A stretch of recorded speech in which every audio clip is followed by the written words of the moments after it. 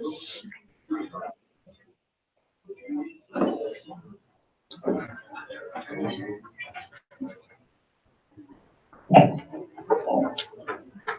evening. Welcome to the meeting of Milpitas Unified School District, January 14, 2020. In closed session, the board accepted the resignation of a certificated program manager. So we are, Scott, can you move the...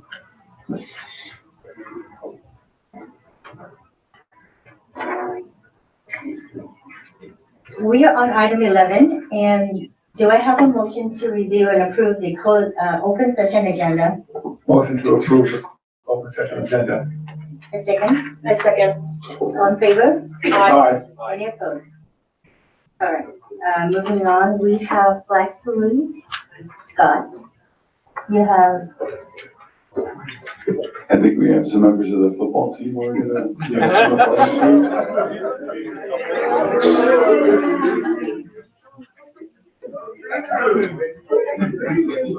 Is there a mic?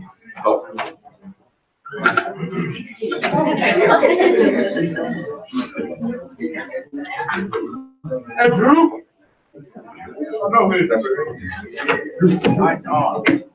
Hi, my name is Andrew Abbott, go to Milpitas High School. Please rise, remove your caps, and join me in the flag salute. Andrew, one moment, I didn't read the flag out.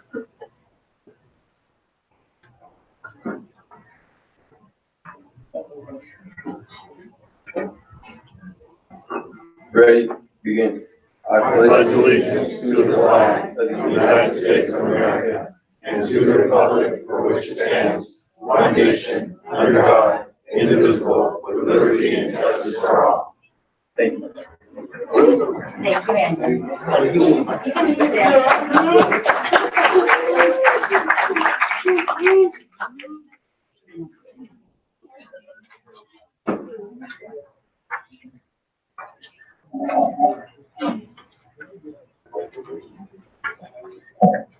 Comments from the public. Members of the public may address the board on any subject not on tonight's agenda. However, provisions of the Brown Act, Government Code 954(2.A) and .3 preclude any action.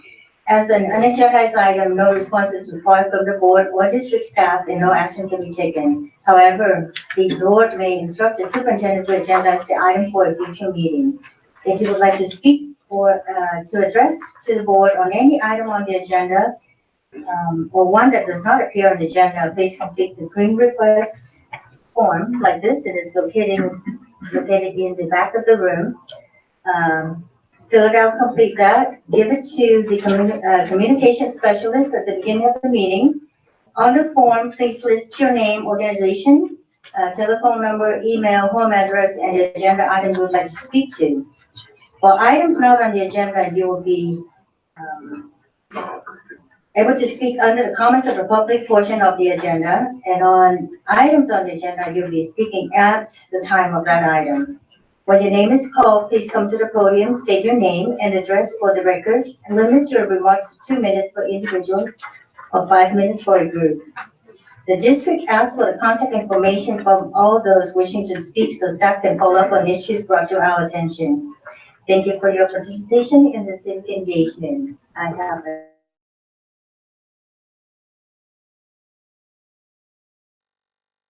Shannon Carlton. I'll put a timer. Thank you, board members. My name is Shannon Carlton. I was brought here today because I work for a company called Up-Level Works, and we recently made a curriculum program called the HEART program. And what we do is teach preventative mental wellness skills. So recently I was volunteering at a DECA conference, and I was talking to one of the students about this issue, and she was in our pilot program. And she shared with me that she really appreciated our program because it started to give her tools to help her friends who came up to her, who wanted to or was contemplating suicide at that time. So our co-founders are an occupational therapist and a product manager who have developed this curriculum to be built into everyday classes. So it's a 15-minute lesson, or it's a skills training so that students would be able to actually be able to build off of these skill sets. Sorry, I'm a little bit nervous. So what brings me here is because I want to help teach kids to live life confidently. There's more information out there than ever. And if you look at the California Healthy Kids Survey from Milpitas in particular, you know that almost 40% of your juniors say they have chronic hopelessness or sadness. And it was around 30% of your freshmen identified of having that district-wide. So I'm here to implore you to agendize this and talk about what preventative mental wellness skills we could be teaching our students so we set kids up for the future, because right now 1 in 6 kids say self-identify having a mental health problem, but 1 in 5 adults do. So if we're not setting them up for the future now, we're just putting them in a situation where they'll never learn the skills needed to be able to live life confidently. Thank you so much for your time. Thank you, Shannon.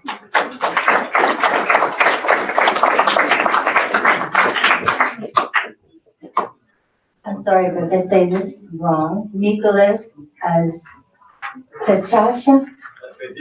Oh my God, sorry. So hello, my name is Nicholas Sweeney. I'm from MUSD High School. Is working? Okay. Members of the school board, I am a junior at Milpitas High School, and I am a part of the engineering program, the program that Ms. Carter taught before the incident. Ms. Carter is the most inspiring and passionate teacher that Milpitas High School has to offer, and I'm sure many in the engineering program would agree. Ms. Carter is always willing to go the extra mile to help out the school community, whether it be helping other teachers, using his personal money to buy expensive supplies for his classroom, or advising and helping clubs. Unfortunately, his service to the school community was not repaid in the incident. Mr. Carter's mistake was over-exaggerated by media headlines as an attempt at blackface. I agree that Ms. Carter's actions were insensitive and completely out of place, but I do not believe that Ms. Carter had racist intentions. I believe that it was a mistake from him in not realizing the effects of impersonation would have. I think that this is a mistake that we can all learn from to create a more culturally considerate campus. This being said, the notion to fire Ms. Carter for his mistake is completely unreasonable. I'm sure Ms. Carter has learned by now how his actions could be perceived, and I believe he will remember this lesson in the future. The ramifications, if he were to be fired, can already be seen in the 2.5 months he has been gone. The school has been unable to find a qualified teacher for the engineering program, leaving the program in utter chaos, which I personally find upsetting as a dedicated engineering student.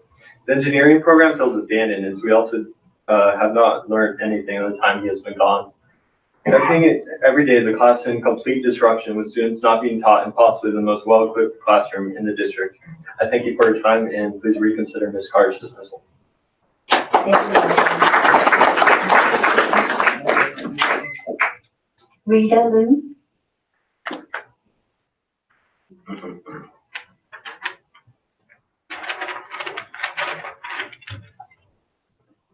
Good evening, ladies and gentlemen, members of the board, Superintendent Jordan, President Leanne, and members of the committee. I'm Rita Liu, and I'm with the MHS Music Boosters. I'm here this evening to talk about waiving PE credits for MHS students in marching band, color guard, and junior ROTC. My 2 kids are currently freshmen at Milpitas High. My kids both participated in marching band this past season. To participate in marching band, they were required to take part in band camp, which was 8 days of 8-hour practices and marching drills during the summer. All marching band students were also required to participate in all practices and field show competitions and performances during the season, sacrificing every Saturday from August to November, which amounted to 13.5 hours a week. That's about 260 hours of hard work on top of their regular school schedule. With all these hours, these students have sweated, marched, drilled, and ran laps in the sun and the rain, in daylight, and after the sun went down, learning many of the same PE skills and techniques, all while carrying musical instruments. but there have been benefits to this deep commitment. They have bonded with others, sharing their experience, and they said that they are willing to do this over again for the next 3 years. Unfortunately, next year they will not have time to fit in their schedule.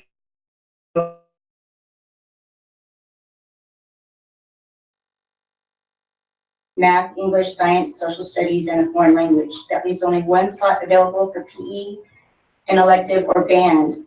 AP classes are on the horizon, and their schedules in the next year to be more intense as they prep for college. Other students drop marching band or switch to pep band in their sophomore and junior years because it doesn't fit their schedule anymore or it's too intense. My children will most likely postpone PE to senior year to fit marching band in their schedule or take online PE.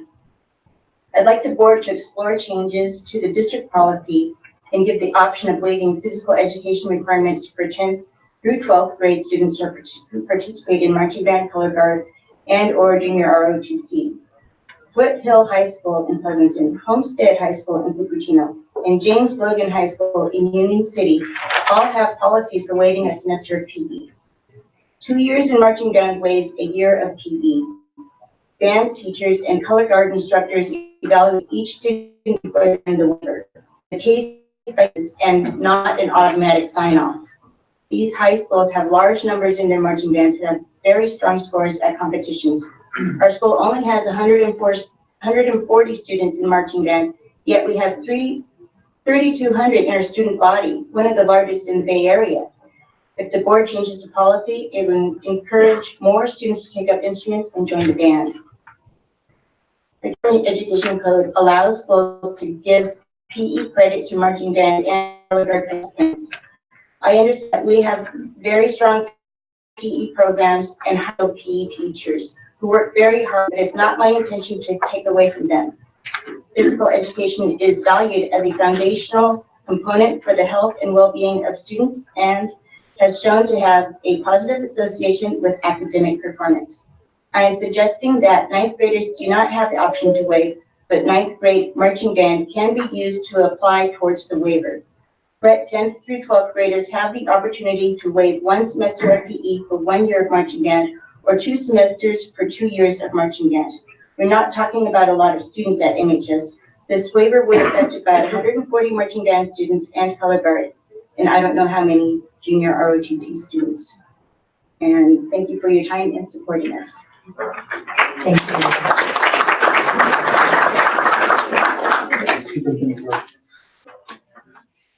I can investigate that.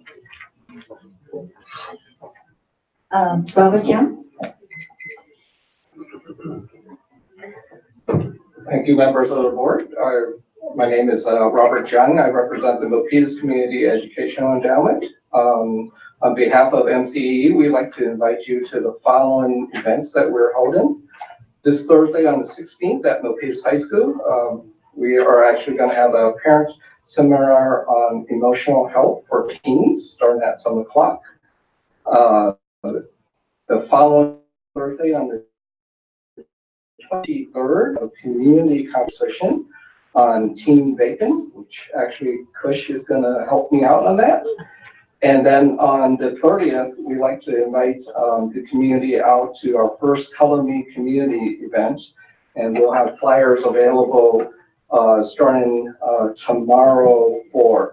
starting this week for the 2 events on 23rd and 30th. I hope you can join us on those Thursdays. Thank you. Thank you.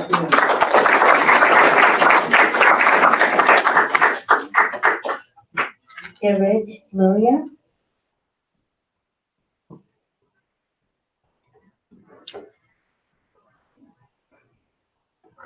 Honorable members of the board, I'm David Carter's biological mother, Irit Luria. My profession has been speech and language pathology in local Bay Area school districts for 20 years. David grew up in a home that valued and practiced tolerance and appreciation of all cultures and creeds. Ever since David has become a teacher, he has spoken about the value for him in the opportunity to instruct students of a wide range of cultures. In David's home, persons of all cultures are welcomed and appreciated. At Halloween, David impersonated the rapper Common in order to empower and inspire his students for achievement in technology. Please undo the injustice that has been committed against David Carter in removing him from his classroom and reinstate him.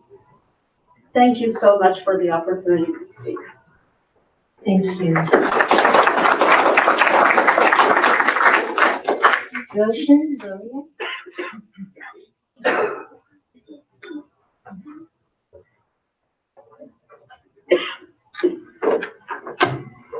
Honorable President and member of Milpitas Unified School District Board. My name is Gershon Gloria, and I have been David Carter's stepfather for some 26 years. I wish to quote one of David's past students by the name of Tran, who posted a response to an article by San Jose Mercury News. According to his post, Tran was a student of David's some 10 years ago at Thomas Russell Middle School as well as at Milpitas High. A couple of quotes for Tran's post. What mattered most to me was that Mr. Carter compassionate heart for his students. Another quote, it was through Mr. Carter's that I gained my first moment of awareness towards my own bigotry. And with his help over the next 2 years, I was able to mature out of this otherwise racist, myopic mindset. Admittedly, reading Tran's testimony brought tears to my eyes. Yes, members, I was crying because for all the effort that I've made in attempting to modify people's perspective, and I'm 68, I don't believe that I have been able to change the view of even one single soul. Thank you, David. Honorable President and member of the board, how many of us can say that they transferred a person like Trump from being firmly entrenched racist to men who opposes racism? I will let Trump's testimony speak for itself about my son David Carter's life journey to change the world for better, one soul at a time. I emailed each of you, other than the student representative, I copy for them here, Mr. Trump's testimony. What a wonderful opportunity, President and member of the board, to stand for what is true and what is right. Thank you for your attention.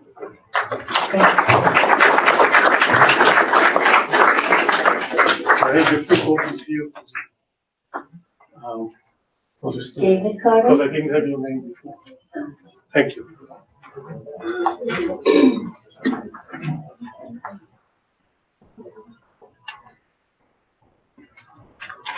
Thank you.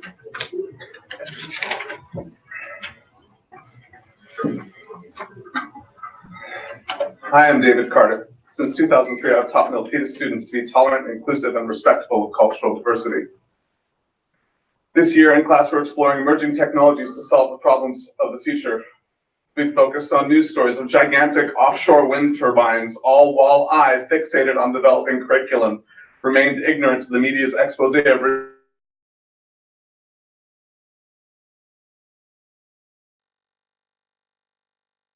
politicians did, I would not have gone through with my act. My attempt to inspire students by doing the Microsoft AI commercial is anathema and will be taken out of context. However, it is vulgar to mischaracterize my homage to a rapper as blackface and always succeeded in attracting negative attention. I'm deeply sorry, and I pledge to be more aware of my actions. I started as a U.S. history teacher in 2000. For 12 years, I educated young folks on difficult topics of slavery, racism, nativism, the unfulfilled promises of our founding documents of courage, of good people rising up against powers of hate, of the continuing struggle for suffrage, of equal protection under the law, and of still unrealized attempts espoused by the Grammy-winning artist Common to address the gross inequalities of America today, where racism and hate still run deep. This is the bold, proud message of my classroom: economics, government, geography, and engineering, regardless of what my current students know of my legacy. Lasting consequences have weighed heavily upon my personal life: accounts tacked, credit cards hacked, families staked out by the media. I continue to discuss with wise colleagues what is and what is not culturally appropriate in our changing world.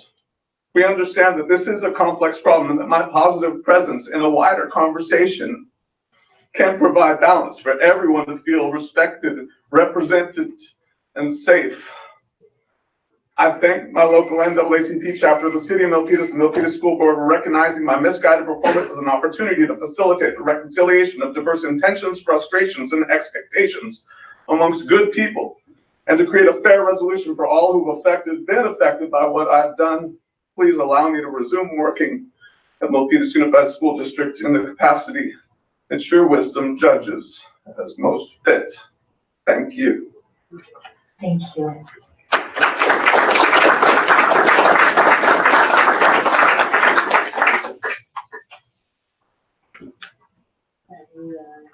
Moving on to item 14. I would like Jonathan Rosen to read out our 5 strategic goals.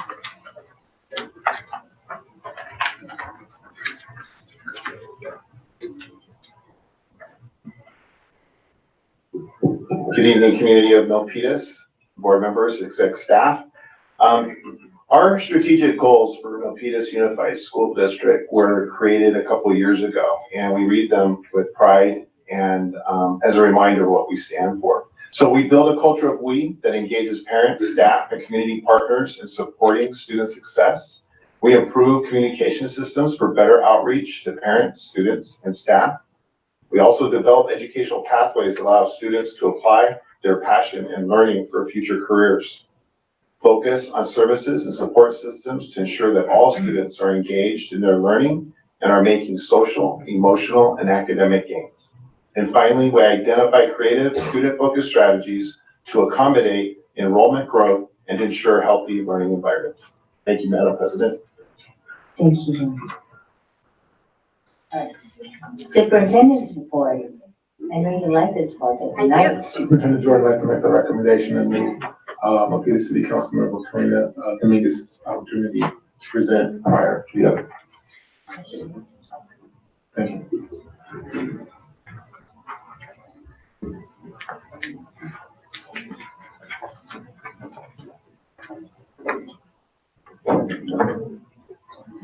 So, as President Yang said, this is my favorite part of the meeting because it's our opportunity to recognize people in our community and in our schools for the great work they're doing, and in particular in relation to our strategic goals.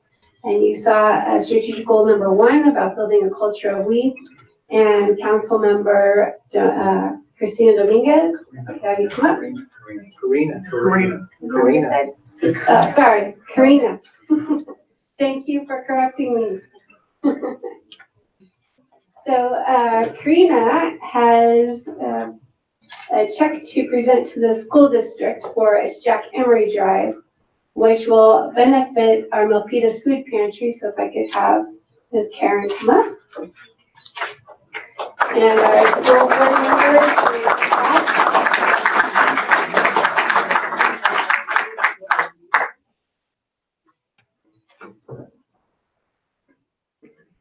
So would you like to say a few words while we come up? Thank you very much, Honorable Board and leadership, students, parents. My name is Karina Dominguez, and I am humbled to be your councilwoman for the city of Milpitas, a city that I have learned so much. It fills me with pride to represent the city of Milpitas. All of us understand that we are living what a culture of we really means. What does it mean to be a mentee or a mentor to the students that are here today? But most importantly, what does it mean when we teach them how to uplift others? how to stand up for others, how to be bold, how to own your space.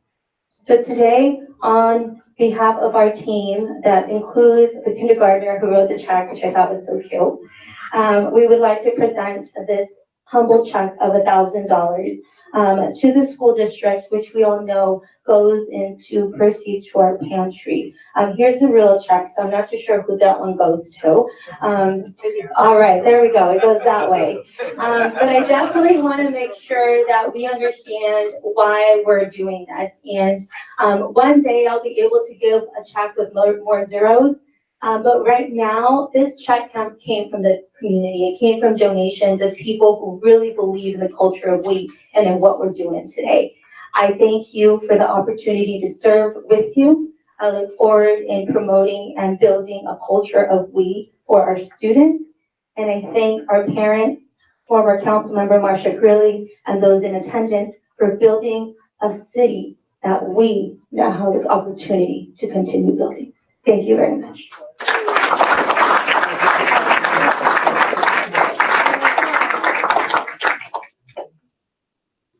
If I could just say something, because I can kind of talk a little loud. Oh, You guys totally rock. The Jack Emery Food Drive raised over $30,000.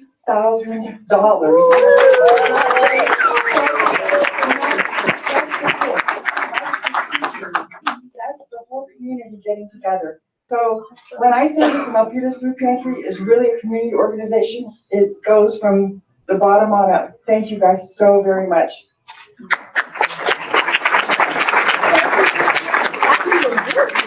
Good picture, guys. Let's get a big one. All right, good one. All right, guys. A great one. The others were good.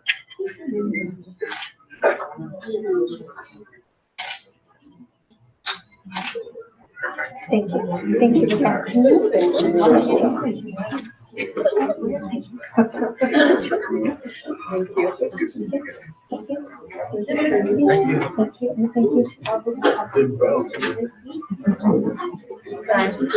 Karina.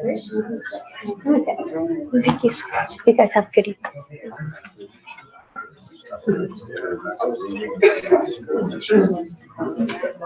Okay, I'm gonna need some help with these. So tonight is a very special night. It's the night that we are recognizing our CIF, CCS, and NorCal State football champions. We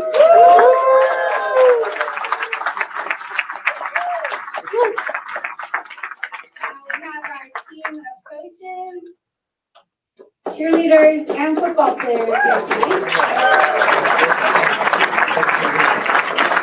And I'd like to begin by asking the California State Coach of the Year, Mr. Kelly King, to come on up.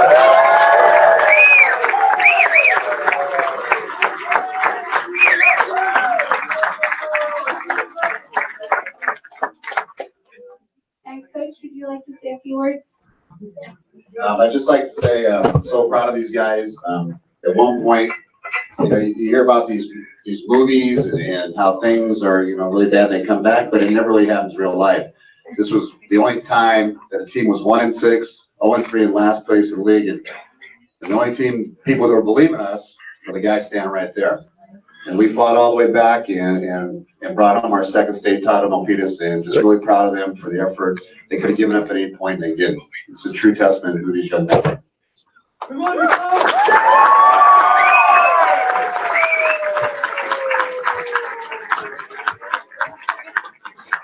So Coach, we also have a certificate for the team for you to put in the office.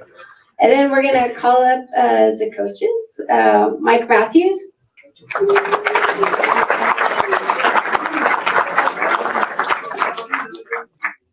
Ray Elsie.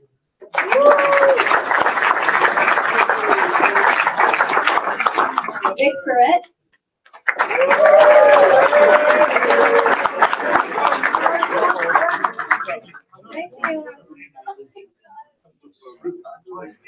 Vic Rodriguez.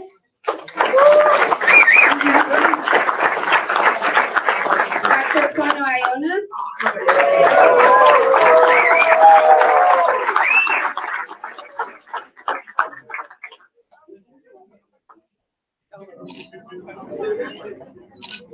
Davido Kenji.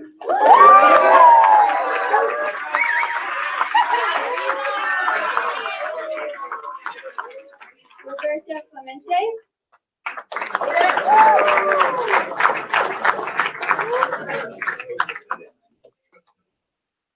And our coaches for our cheer team, we have Ms. Kathy Walensky.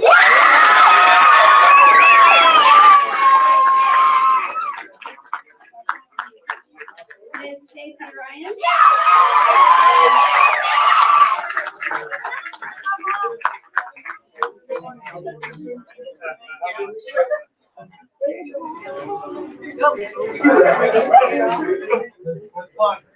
And we have a cheer squad certificate for you also, Ms. Walensky. And now, if I can have our cheer squad and our football team come on up.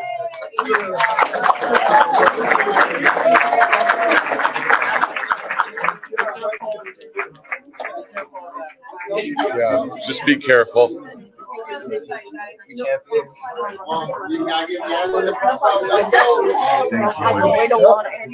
Yeah.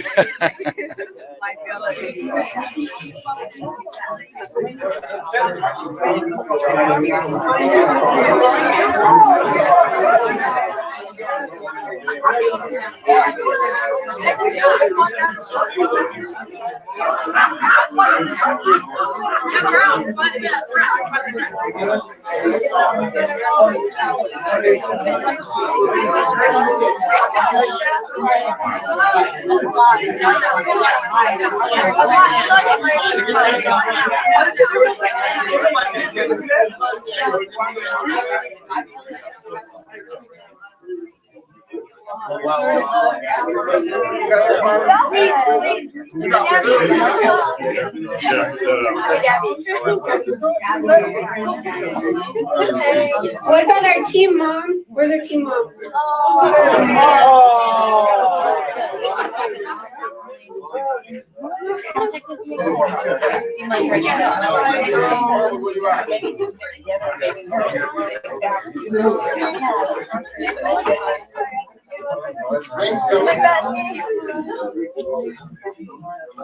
Oh, you're fine.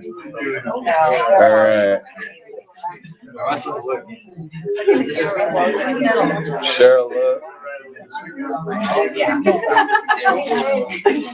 Everybody smile.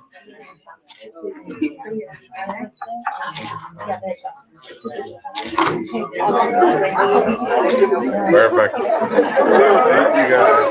Before you break, if I could just have a moment, I have to tell all of you that I really look forward to Fridays. It is about the only event that my husband likes to come to with me. And I really admire watching how you all work together as a team. That last night when it was raining and the cheer squad was out there doing their best while all the rest of us were huddled under rain gear. And you guys just give it your all that night at CCS when it was freezing cold. We had our staff on the sidelines all bundled up. And you guys were out there like it was no big deal. And you just really model for all of us what it means to be a team and what it means to build a culture of leadership.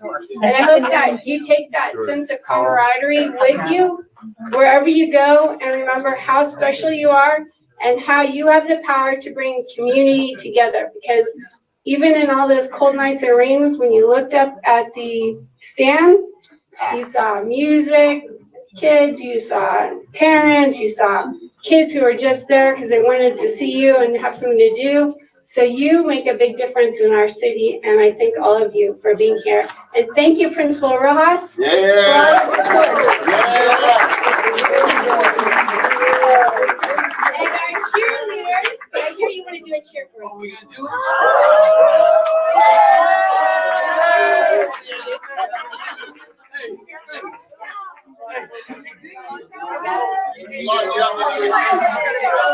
Color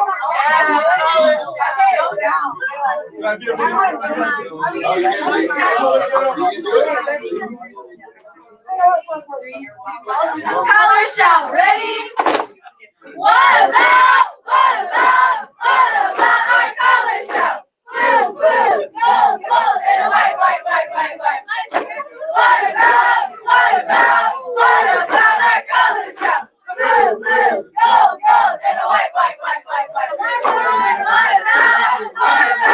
What about our color shout? Blue, blue, gold, gold, and a white, white, white, white, white.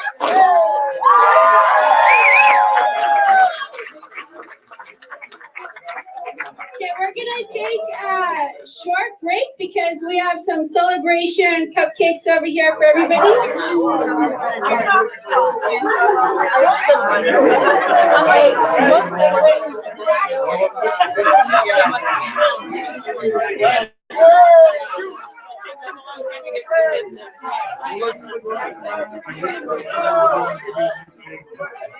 Yeah. So today,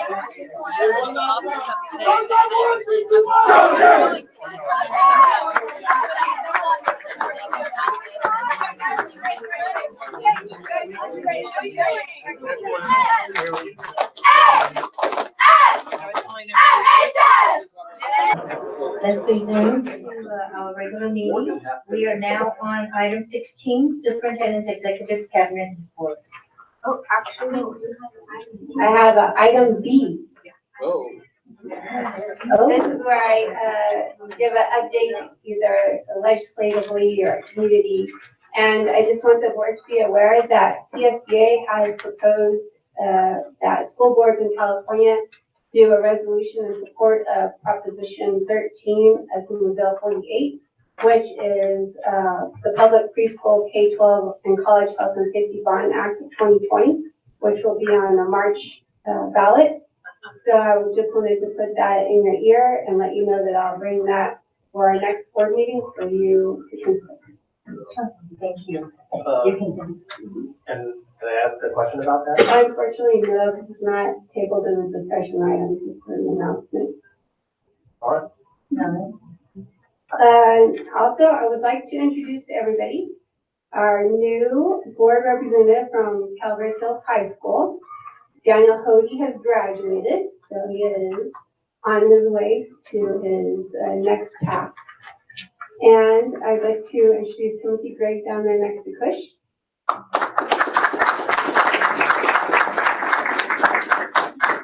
Timothy has been at Cal Hills for 2 years. He is the president of the new Cal Hills Lions Club.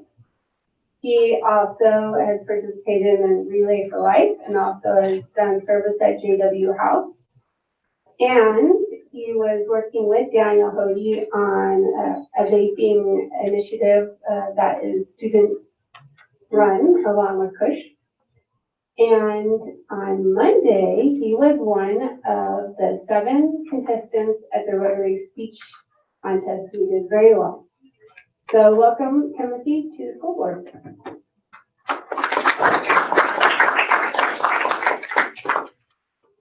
We can move on to item 16. I would like to invite our student union journalist, Alex Spann, to come up and give us an update about what's happening with the newspaper at Milpitas High School.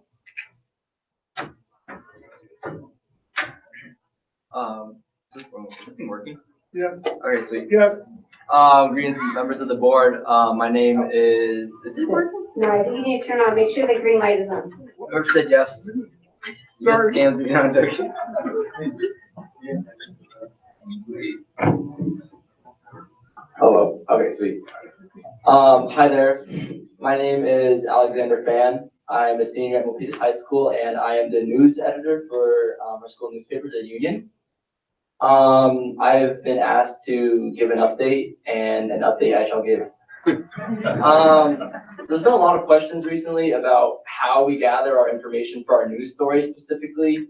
More recently than ever, the aforementioned incident on Halloween of the staff member wearing blackface. There's a lot of questions as to how we got our information, how we avoid bias, and how we write our stories and how we proofread all of it. This one was kind of a unique case. I wrote it over a total of 3 days because of how quickly it happened, in accordance to our due date for our paper. So in the 3 days I had to write it, first of all, I tried to get every single point of view that I possibly could. I wanted people from the Black Student Union. I would try to interview people who were part of Mr. Carter's class, and I tried to interview a lot of administrators.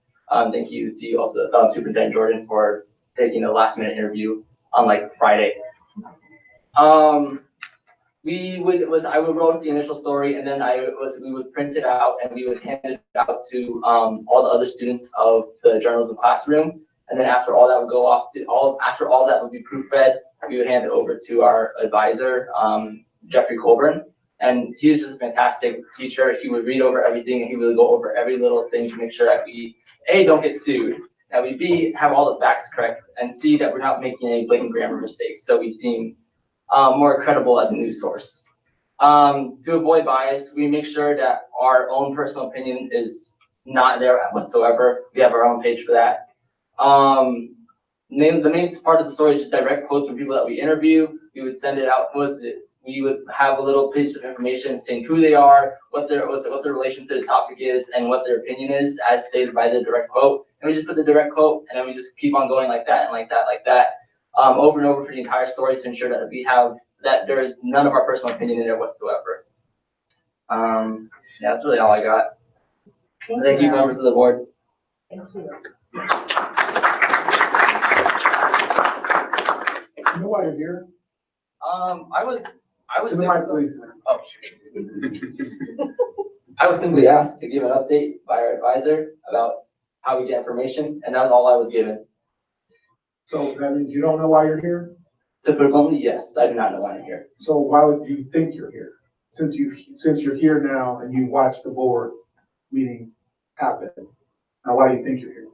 I believe I am here to do what I was told to do by my advisor, and that was to give an update about the school newspaper.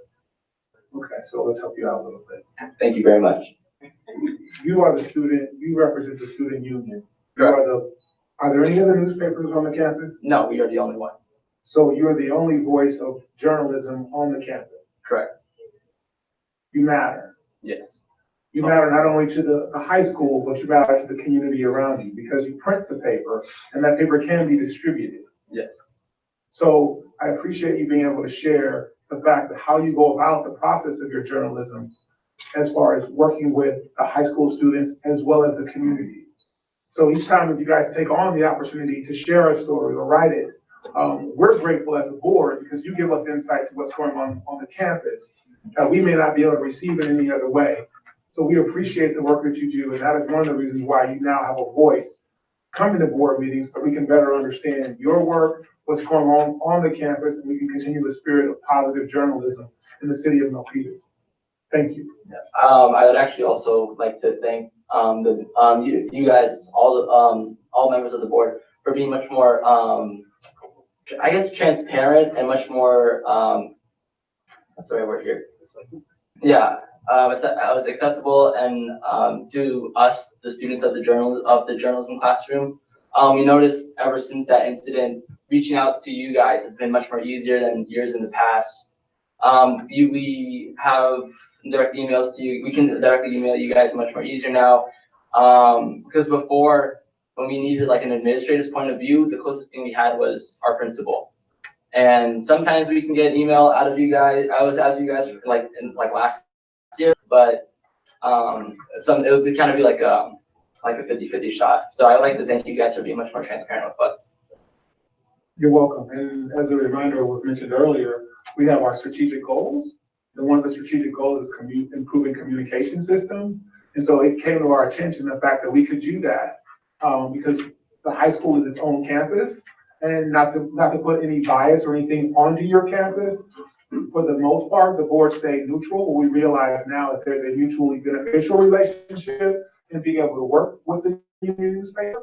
So again, it aligns with one of our strategic goals as well as supporting the students on the campus. So thank you.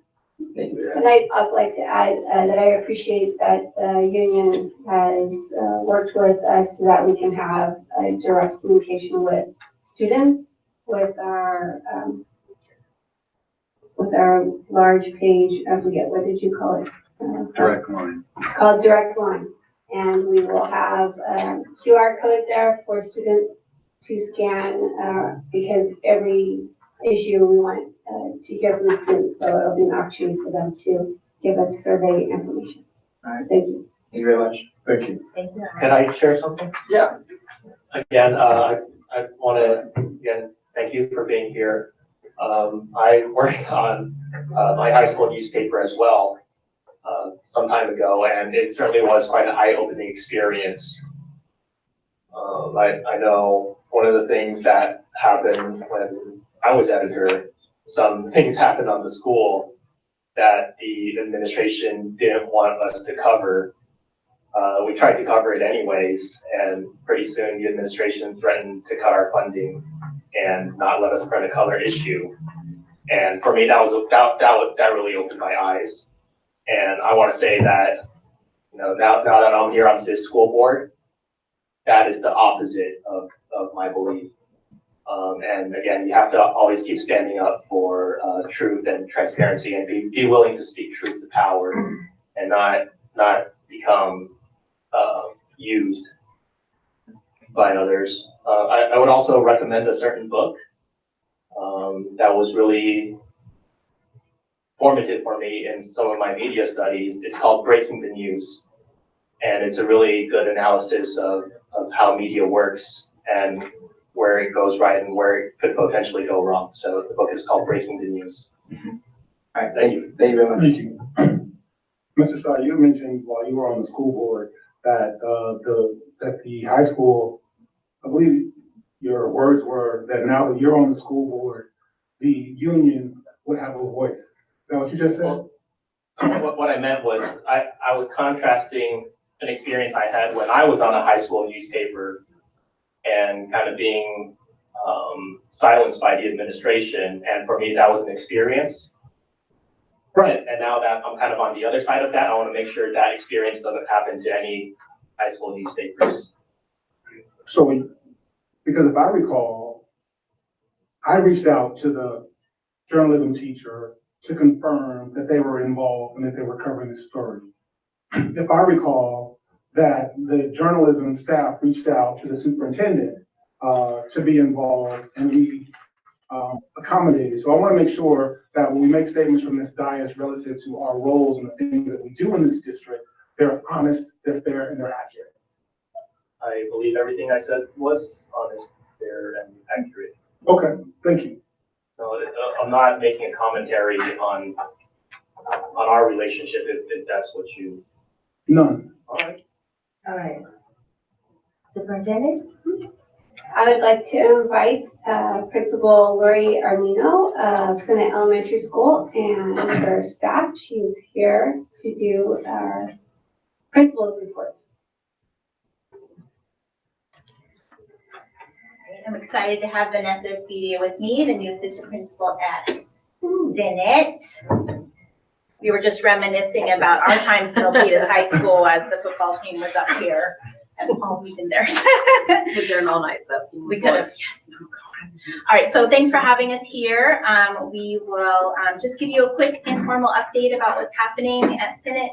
I was asked to talk a little bit just about attendance and about our suspension rates. So in terms of attendance, currently we have 19 students that are chronically absent on our site. Looking at November's attendance, we had 26, which means that those kids were not continuing their absences. So even though we have 19 and we still have work to do with our chronically absent, those numbers have gone down in the last month. Right now, what we're doing in terms of attendance at our site is really just making those personal connections. So we're not doing any large campaigns. I do put it in our bulletin out to parents every month, sort of reminding them about how important attendance is and about ADA and all of that. But in terms of these students, it's the teachers making the connection with the kid, us making connections with parents and seeing how we can support them and help them.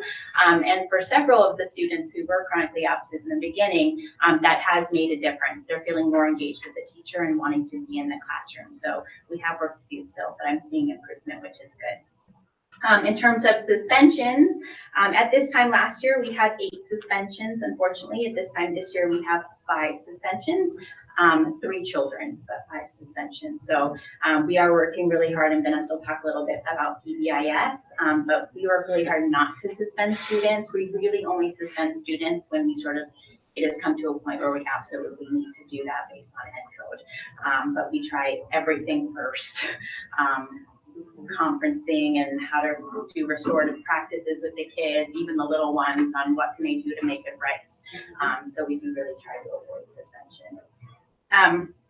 And then in terms of what we're focusing on for our strategic goal today, it is our focused services and support systems to ensure that all students are engaged in their learning and are making social, emotional, and academic gains. So a few things we're doing.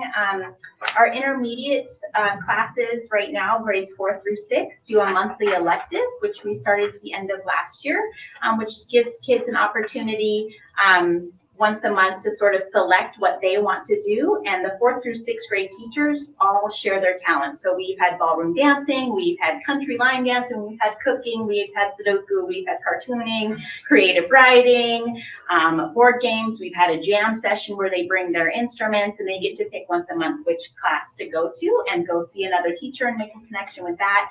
Our music group actually did a jam session at lunch following that elective to share what they had done in there. So just really trying to get kids engaged with other adults on campus and something to look forward to, you know, other than just sort of that straightforward in your classroom academics.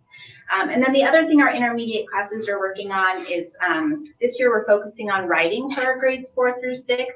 We found at looking at our long-term English learners that writing was the most difficult part of being reclassified, and that was sort of what was holding them back from being reclassified. So we wanted to really focus on writing this year. So grades 4 through 6. Principal, yeah. Do you mind just briefly defining what reclassified means? Oh, sure.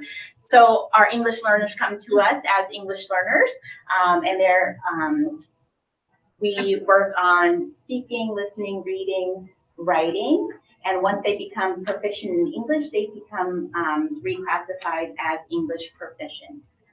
Reclassified as English proficient, which gives them opportunities in middle school and high school that they may not have. Would you talk into the mic? Oh, sorry. So it gives them opportunities in middle school and high school to take classes that if they're not reclassified, they may not have the opportunity to take because they have to be in the English learner classes and don't have those opportunities to take electives. So it's really important for us to reclassify them before they get to the middle school. So we are focusing on writing. We're doing all 3 genres each trimester. So we work on informative, narrative, and opinion writing. And what we would normally do is do 1 sort of each trimester, but we felt like just focusing on the 1, by the time they got to the end, it was sort of hard to get them all. So we're doing all 3 every trimester, really focusing on what do we need to teach them to get them to be proficient. And then we also have an after-school writing program for our intermediate students that's running in 6-week sessions in order to get them ready for that. And then for our little ones, just a little bit about them. Our kinders, our paraprofessional, we decided instead of sort of spreading her out across the district, we're really focusing on our kindergartners. And so she spends 5 hours each week in every kindergarten class, allowing the teacher to do small group intervention in the class. So instead of pulling those kids out with the paraprofessional, which we used to do as a model years ago, we're now having her push in. She works with a larger group of kids, and the teacher's able to take those smaller group of kids and really do some intense intervention with that. So that happens 5 days a week in our kindergarten classes, hoping to get them reading ready as we move on so that when they get to 3rd grade, we're totally good to go. So, and then the other piece we're working on is PBIS. I'm going to let Vanessa, who has taken the helm of PBIS, talk a little bit about that. All right. Okay, so the first thing Lori said, welcome to Senate. You are working on PBIS. And I said, all right, I'm all in, of course. So Senate's our mascot are Wildcats. Rose School is. Excuse me, Assistant Principal. Could you define PBIS? Sure, positive behavioral intervention supports. Thank you. Okay, just wanted to make sure. There's so many acronyms we use that even myself can get, time to time confused, right? We use a lot. But I'm gonna give you another one. So I was gonna say is our mascot is a Wildcat. At Rose School are Tigers. We have the same incentive ticket. It's called Roars. Obviously Wildcats roar, Tigers roar. So we get the students' attention. So when I went to Rose School, we've had these Caught You Being Good tickets. It's similar to that. So we're looking for the students to show different aspects of positive behavior. So for our school, our ROAR stands for respect, ownership, acceptance, responsibility, and safety. When we started, we decided that for January through May, we'll focus on one letter per month. When I got to Senate, we were working on how to revamp the system to get the kids buy-in. So one of the things I did was at lunchtime, I started surveying the students and saying, if I can see you showing these respect, ownership, what's an incentive that you would like? Because we found that the students weren't really responding like we thought they would. And they had so many ideas. Some were not gonna happen, like $50 gift cards to, I don't know, Yogurtland, and I'm like, that's a great one, maybe not. So they had lots of ideas. The ones that I liked though were extra recess. They all love, the things probably they can't have at home, like Takis or chips. But finding some way for them to have incentives to be able to show these supports because we want their buy-in. And we really built it up as a team, and they are all in right now. And it's really exciting to see how they're all in and the staff is all in. That's my main goal since I've started, and this whole month is on respect. So how can we show respect in the classroom, outside at recess, during rainy day recess, in the hallways, and they are all doing a fantastic job. Senate, I will say, many of the students are very well behaved and wonderful students. They are very loud at lunch. I say, no wonder you guys are Wildcats because they have energy, which is wonderful. So my job is to help them control that energy and do it all appropriately. And we're having a great time over at Senate. I would welcome you guys to come and join in. Lunchtime is the best time to come. They're full of energy and they have so many wonderful ideas about what respect means, what ROARs means, and things they think that are positive. And that's kind of where our main focus is right now is how can they show these different types of characteristics all throughout the school day? What does it mean to them? And they're making posters, we're hanging around the school to really show those things. And that's kind of been our main focus since I've started. And I'm a Wildcat now. Do you guys have any questions for us about anything we're talking about? Sure. Well, thank you for your presentations. I think with each of you, one thing in particular that stood out to me, you mentioned there was an activity where every month the kids can choose what class or activity they participate in. Do you have a name for that? We just call it the electives. The electives. Yeah. Well, I think that's great, and I would encourage you to develop more along those pathways because a lot of times when kids are told to go do something or go to a room, they're like, I'm not sure why, but someone told me to do it, so I'll do it, right? But there's more of an element of choice. Right. And that's what we want for our kids, more freedom, more choice. And they start thinking, hey, I can make decisions, right? What do I want to go to? And that's part of helping them grow. And they're more interested too. Find their passion. Mm-hmm. And the second part about the ROARs, I think that's great that we're again recognizing and incentivizing good behavior.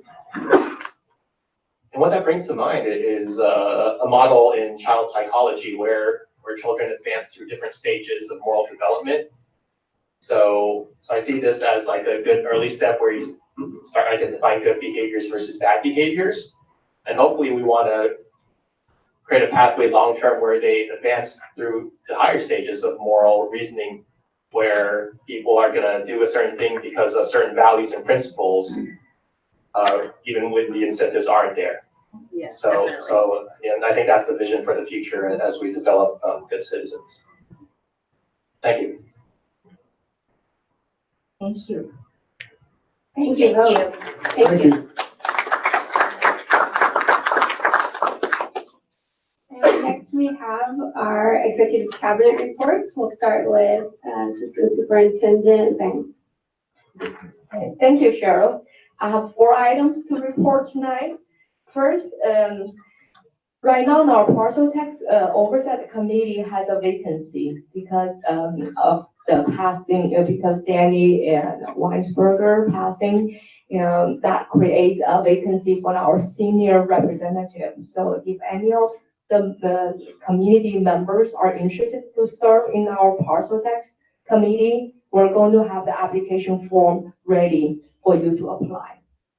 Secondly, I would like to share with the board and the public that on January 6, 2020, I received a status update of our Meadows state matching funding application update. And as you know, once we passed the bond back in 2012, now Measure E, we started working on our project list. And then one of the project was Meadows, a new elementary school. And we started to prepare and work with our consultant for the new elementary school state funding application. And back then, our application was, the eligibility was about 14 million. Now the state want us to do another update, and based on our recent update and the current eligibility filed at the state with the OPSC, the Office of Public School Construction Office, is about 16.8 million. So with that means, I just want to assure the board and the public that every time if there's a state funding out there available for school district to apply, we will do our best to maximize our resource. So we will definitely do that. And as a matter of fact, back in 1995 and 96, when the district passed the bond, and we actually applied and received the state matching fund. And it was in 1998 and 1999. And recently, we're working also with our consultant to file the eligibility for modernization state funding. Just so you know, there are a few conditions that the district is eligible to file the application. One of them is you got to have a bond passed. Some of the local districts, if they have a lot more bonds passed, they have a lot of projects to work on, and then they create also opportunity to apply for state matching fund. The other condition is also the state got to have money.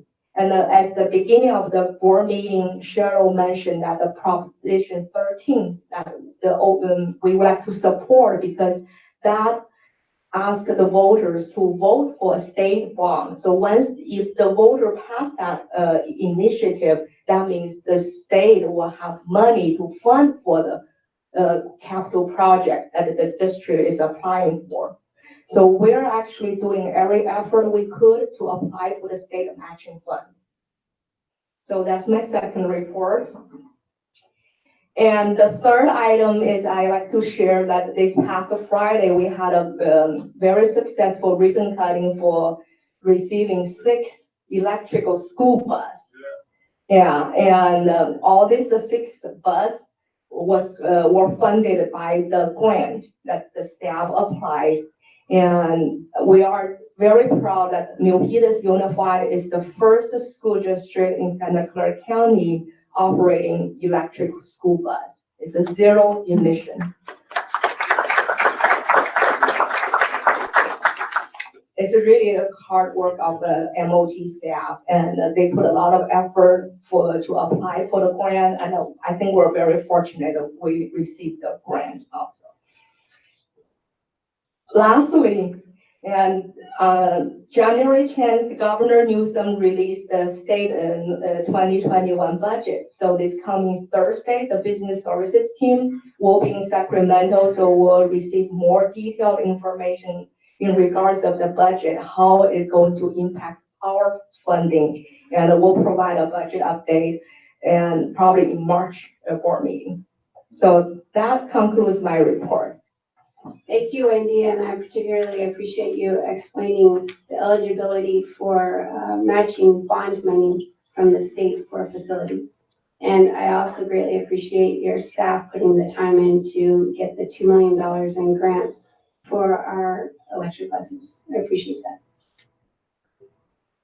And Assistant Superintendent Rodriguez. And I might add, it's her birthday, so happy birthday. Thank you. Thank you, Superintendent Jordan and board members and audience. We have exceptional teachers here in Milpitas Unified School District, and that is a fact.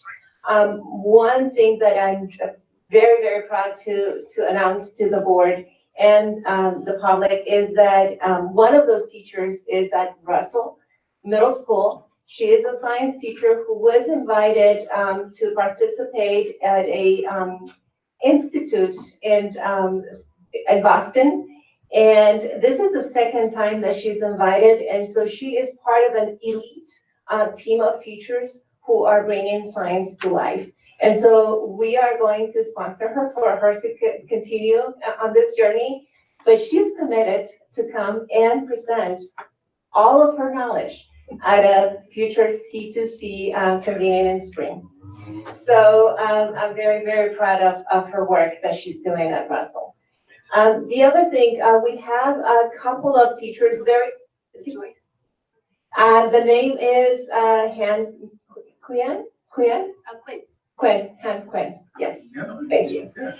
At Russell. Did I say Rancho? No, you said right. Okay, I said Rancho, good. The other one is two teachers, very highly committed. We have a total of 32 newcomers. Newcomers are English language learners who are recent arrivals to this country from many different parts of the world. And these 32 students are at Milpitas High School, and it's a new phenomenon. And these students are attending a Saturday Academy to acquire the language. We are working in partnership with the college extension so that these students also, they're receiving credit as attending this academy because there's receiving some credits. But also they are going to be, there will be an opportunity for them to take summer courses in a dual enrollment program for ESL through the college extension. So I'm really proud of the committed teachers and the committed students who are coming on Saturday to the school. Some of them have hardship in transportation because BTA route to MHS do not transport, do not pass by the high school. So we are looking for other means to ensure that they come to school. They're eager and ready to learn. Also, I wanted to inform the board that a group of teachers through MTA approached me with the need to look at our report card, TK6 report card. We created a report card when we adopted the Common Core State Standards. This group of committed teachers have meetings regularly and have revised the report cards. They are going to send it out. They have the final first drafts that they're going to be sharing with the rest of their colleagues for input, and they're also asking for input from the parents. So hopefully by the end of this year, we're going to have a streamlined, revised report card that is easy to understand for our parents. And I'm very, very proud of their commitment. And also, another information that I wanted to share with the board is that our induction program goes through a 7-year accreditation cycle. We are entering the last 7 year, and therefore in March we have been preparing to basically pass. It's like a WASC, so that we can clear credentials of our new teachers who are in the induction program. The CTE will be visiting our district in February. And interviewing some teachers, interviewing some principals, interviewing some of us to basically learn more about our induction program. So I will give you an update as to, it's going to be a good review, and we'll be credited for another 7 years so that we can continue to support our new teachers. And that's all for today. Thank you. And could you briefly tell us what C2C is? Yes, C2C is colleague to colleague competing. And basically what we are asking is there is a lot of knowledge base here in Milpitas, and we want to be a district that is a professional development district. What that means is that we usually go to conferences to learn from others. We want others to come and learn from what is happening here in our school district, in our classrooms. And that's what C2C mission is. I greatly appreciate the way that you're ensuring that we're working towards our strategic goals. And what you described, I heard that we are promoting educational pathways for our learners, and that includes our teachers. So I appreciate you supporting Lynn and her endeavors as a top science teacher. And also, you are using creative student-focused strategies to keep dollars here within MUSD by providing opportunities for the colleague-to-colleague pathways and striving for the vision of continuing our innovation and being a model school district for others. And I also appreciate the social, emotional, and academic gains, strategic goal 4, where you are providing Saturday Academy for our newcomers and our English learners, as well as students who need the extra school time because they have been absent. So I really appreciate you and your team and striving to meet our strategic goals that way. Assistant Superintendent Brunson. It's a good thing we only speak for 3 minutes each, right? I'm sorry, we have That's a okay. question from Trustee Sutton. There we go. Yes, so Norma, again, thank you. I heard you talk about the bus routes and the VTA and how some of the VTA routes aren't covering what our students need. What are we doing to work with the VTA and to try and communicate our students' needs and try and get that coverage? So both of our community liaisons are reaching out to VTA to let them know which routes are impacting our students. Okay, don't we have a city representative on this VTA board? Not that I know of. That would be city council, not school board. We can still talk to them. Sure. What was the question?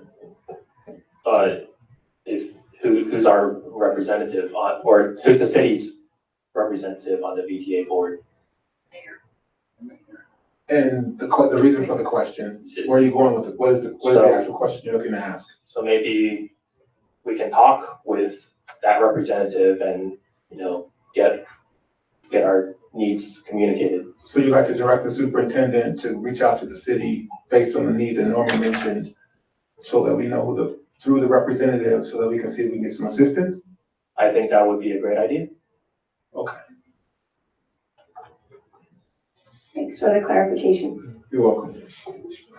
Assistant Superintendent Brunson. Good evening, everybody. I'll go quickly as I can. First, it's great to get out to the school sites and also to partner with our community. And I had the fortunate pleasure to go and attend the Parent Champion Workshop over at our high school career center, sponsored by our African American Success Community. And I want a special shout out for Toby for bringing to our parents the history of African American and the inequities towards their education in our school system in the United States, as well as how to partner with our schools and to advocate for their students. And the room was completely packed. It was a great evening, a lot of positive energy. And a special shout out to David Kennedy, Deanna Satan, Cheryl Rivera, Sean England, Damon James, Nicole Stewart, Jonathan Payne, Alicia Padilla, Ian Moore, Annie Handy, Herm Wilson, and of course our superintendent for making this happen for our community. And our board vice president. And our board vice president, thank you. That guy right there, Chris Norwood. The electric bus ribbon cutting was a lot of fun. It was great to see other districts foaming at the mouth to see what Milpitas has already in place. And they're excited to follow us, as a lot of districts try to do here in Milpitas and Santa Clara County. It was also nice to see San Jose Sharks putting together an employee recognition. And rough estimate, we had between 30 and 50 employees that went to the game last week, Thursday, and we happened to win because Milpitas was in the house. And then the school visits continue with our departments. I got the blessing to go visit Russell, maintenance and operations and transportation and Rancho. And last but not least, and my favorite part of tonight's board report is the return of our systems supervisor, Heather Forsyth Cano. Yes. She,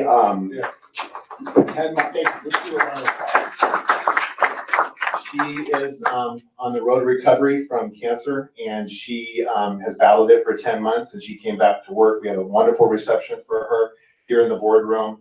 And, you know, she brings so much heart to our district. She comes from humble beginnings, and she loves Milpitas, and she's so excited to be back in work. And she's also our historian, so we can't screw things up. So we pull our past because it does lead to our promising future. So that concludes my board report. And Superintendent Jordan, I'd like to, just a quick brief mention to yourself and Norma. 3 years ago, we talked about report cards. We talked about as we did some surveying, the difficulty that some parents were having in understanding those report cards. Thank you for doing the research and being diligent and being able to move that forward so that in the future, we'll have our parents will have a better understanding of how to read their report cards and support their children. So I really appreciate us having that conversation, and you continue to work on that to be able to bring to fruition very, very soon.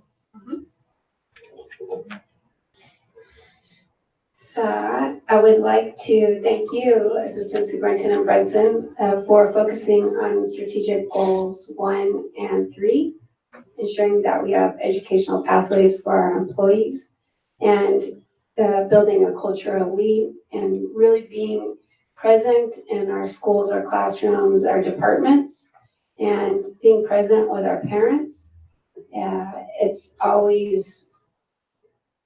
It always warms my heart to see you out there in our community and with our parents, and taking the time to be at events and learning opportunities such as our Parent Champions for our parents of African ancestry. So thank you.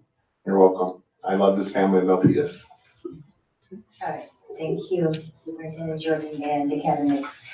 Moving on to item 17, board group agreements. Board group agreements are provided for the board's ready reference, and it is on the screen. Scott, would you please have that on the screen?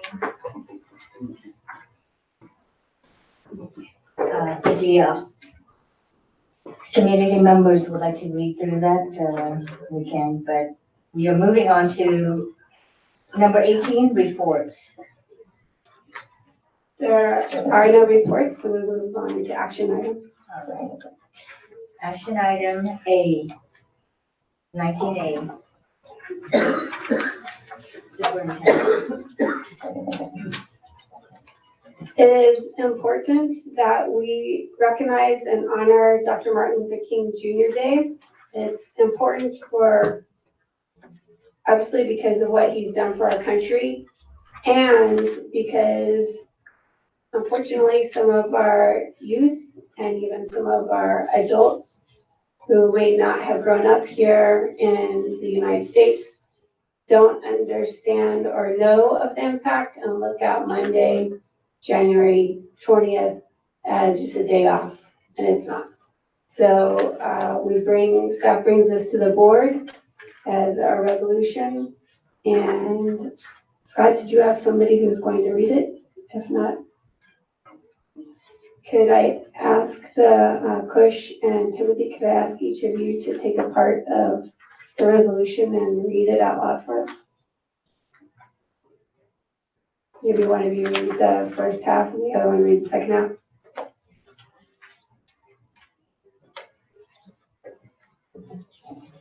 Testing.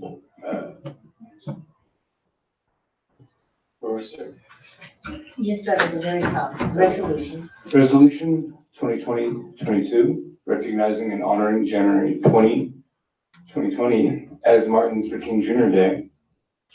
Whereas Reverend Dr. Martin Luther King Jr. was born January 15, 1929, and whereas in February of 1948, Dr. King was ordained in the Christian ministry at the age of 19 at Ebenezer Baptist Church in Atlanta, Georgia, and became assistant pastor of Ebenezer Baptist Church. And whereas Dr. King, who attended segregated public schools in Georgia before earning a Bachelor of Arts degree from Morehouse College, a Bachelor of Divinity degree from Crozer Theological Seminary in Pennsylvania, and a Doctrine of Philosophy degree in theology from Boston University, rose to prominence as a civil rights activist committed to peace, justice, equality, and whereas the work of Dr. King created a basis of understanding and respect and helped communities and the United States as a whole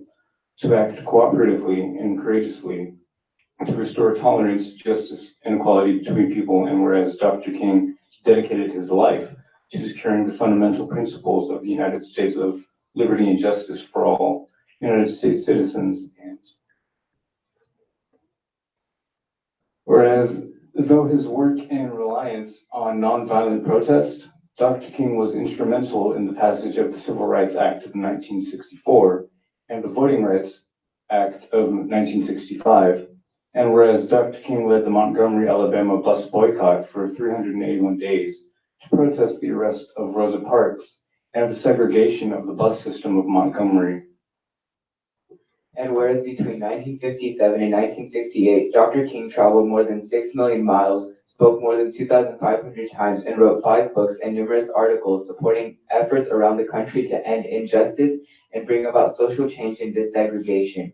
And whereas on August 28, 1963, Dr. King led the March on Washington, D.C., the largest rally of the civil rights movement, during which from the steps of the Lincoln Memorial and before a crowd of more than 200,000 people, Dr. King delivered his famous I Have a Dream speech, one of the classic orations in American history.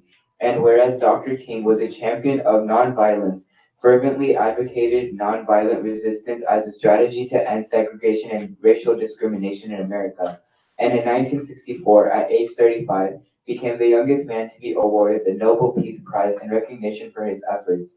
And whereas on the evening of April 4th, 1968, Dr. King was assassinated while standing on the balcony of his motel room in Memphis, Tennessee, where he was to lead sanitation workers in protest against low wages and intolerable working conditions. And whereas in 1968, Representative John Conyers introduced legislation to establish the birthday of Martin Luther King Jr. as a federal holiday. And whereas in 1983, Congress passed and President Ronald Reagan signed legislation creating the birthday of Martin Luther King Jr. holiday, which is now observed in more than 100 countries. Now therefore be it resolved that Milpitas Unified School District hereby proclaims January 20th, 2020 as Martin Luther King Jr. Day and encourages all educators to commemorate this day of remembrance with appropriate ceremonies, activities, and programs. Okay. Passed and adopted by the Milpitas Unified School District Board of Education at a meeting held on January 14, 2020 by the following votes. So we are voting. Is there a motion to adopt this resolution? Move to adopt. Do you have a second? I'll second. All in favor? Aye. Any opposed? Motion carries.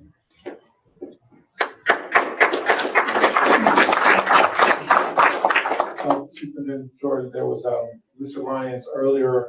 Mr. Lyons earlier, when there was discussion and public comment, didn't have a chance to speak, but at this time, I think his item that he would like to speak to would align in the spirit of, in context with the resolution, as well as some of the things that are happening in the district. So Mr. Lyons, what you need to do is give your comment card up front.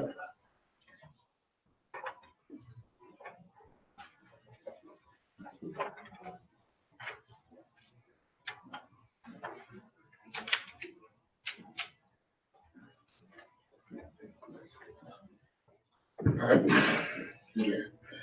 So I came here today to honor my son and his team from Milpitas High. I had no idea that you guys would be discussing the incident that happened at Milpitas High over the Halloween break or whatever. So while everybody was speaking on Mr. Carter's behalf, I couldn't help but see that nobody was speaking from the other side or a different opinion. So I jotted some things down as quickly as I can, just to show you guys on how I feel and how the people in my community feel that I'm around. I've been a longstanding citizen of Milpitas for a very long time. I went to high school in Milpitas, and now my son goes to high school in Milpitas. Let me start by saying my name is Robert Lyons, and I've heard what has happened and what is going on. I'm a dad, an outstanding and longstanding member of the community, a coach of the Milpitas Knights. In my community, we've heard what was going on and what's happened, and what I've heard tonight, the feeling is not mutual between the people in my immediate community. One thing that strikes me is how everyone praises David Carter for being a smart and worldly man. I don't doubt him for this, but if this were so, he would have known or should have known the repercussions of his actions. As a Black man, I'm constantly aware of how I have to step and approach the world. As a Black man, I've been reprehended for much less. I do not blame society's problems on what goes on or what clearly took place, but do ask that the people look at what they have done, staring in the face in the act of disrespect, that their no culture matter.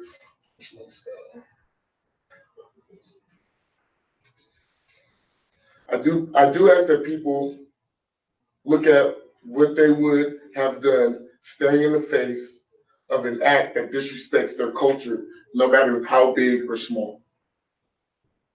As an educator who claims to be in line with cultural activities, should have known how offensive this would have been to his students and to the community. As an educator, Mr. Carter is in a position to teach from a non-biased position, not as an offensive character. This act has been all over the news, but not for the first time.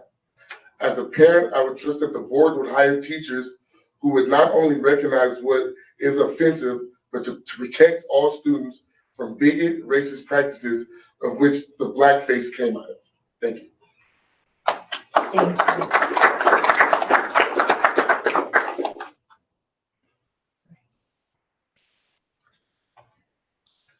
We are now on 19B. Superintendent.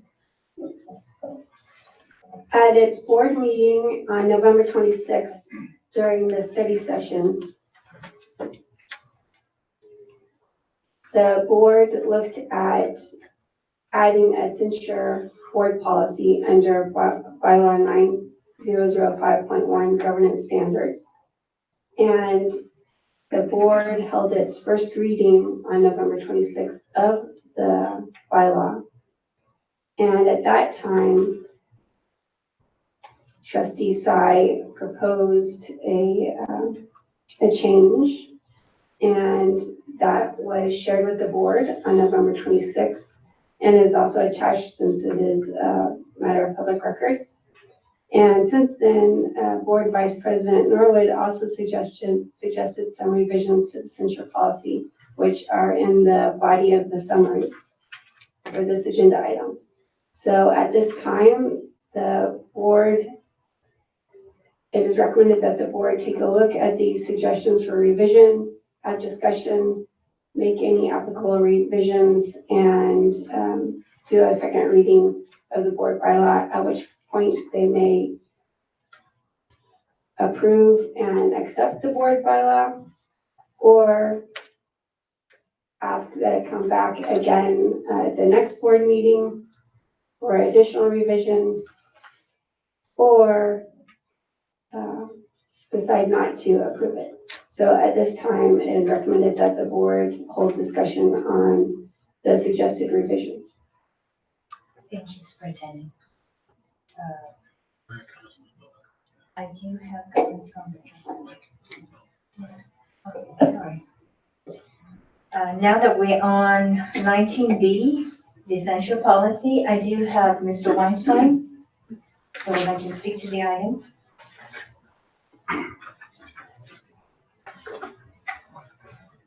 Good evening, members of the board and staff. My name is Joseph Weinstein, and I am really disturbed to be standing here. Actions of one of the board members, this is the first time since 1976 that a resident like me has had to come up and address the board like this. Either you pass this or you leave the public no other action but to recall one of you. I want to bring something that really disturbed me by board member Michael Tsai. The superintendent does a weekly report every week to the staff. And I'm reading from the June 23rd, 2019 weekly report. We will be contracting with Chi Media Consultants, Rhonda Shapiro, from July 15th to July 30th to assist with communication aspects while we recruit. Ms. Shapiro also owns the Milpitas Beat, and she hired an extra reporter during that time while she would be acting as Chi Media. Mr. Tsai, on September, after being notified in 2 reports, just what I read, said this on September 19th on his Facebook page. Some time ago, it was quietly brought to my attention that Rhonda Shapiro, not of Chi Media, but of the Milpitas Beat, has been hired by the school district. That is downright gross intimidation and harassment. He continues, these reports that I heard were disturbing. What the heck was disturbing? He'd been notified twice. He didn't object. It's not in the record. What was disturbing about this? That we had a business community member who went out of her way to hire somebody to protect both the school board's interests and her business interests? This is downright intimidation by the board, and I, as a resident, won't stand for it.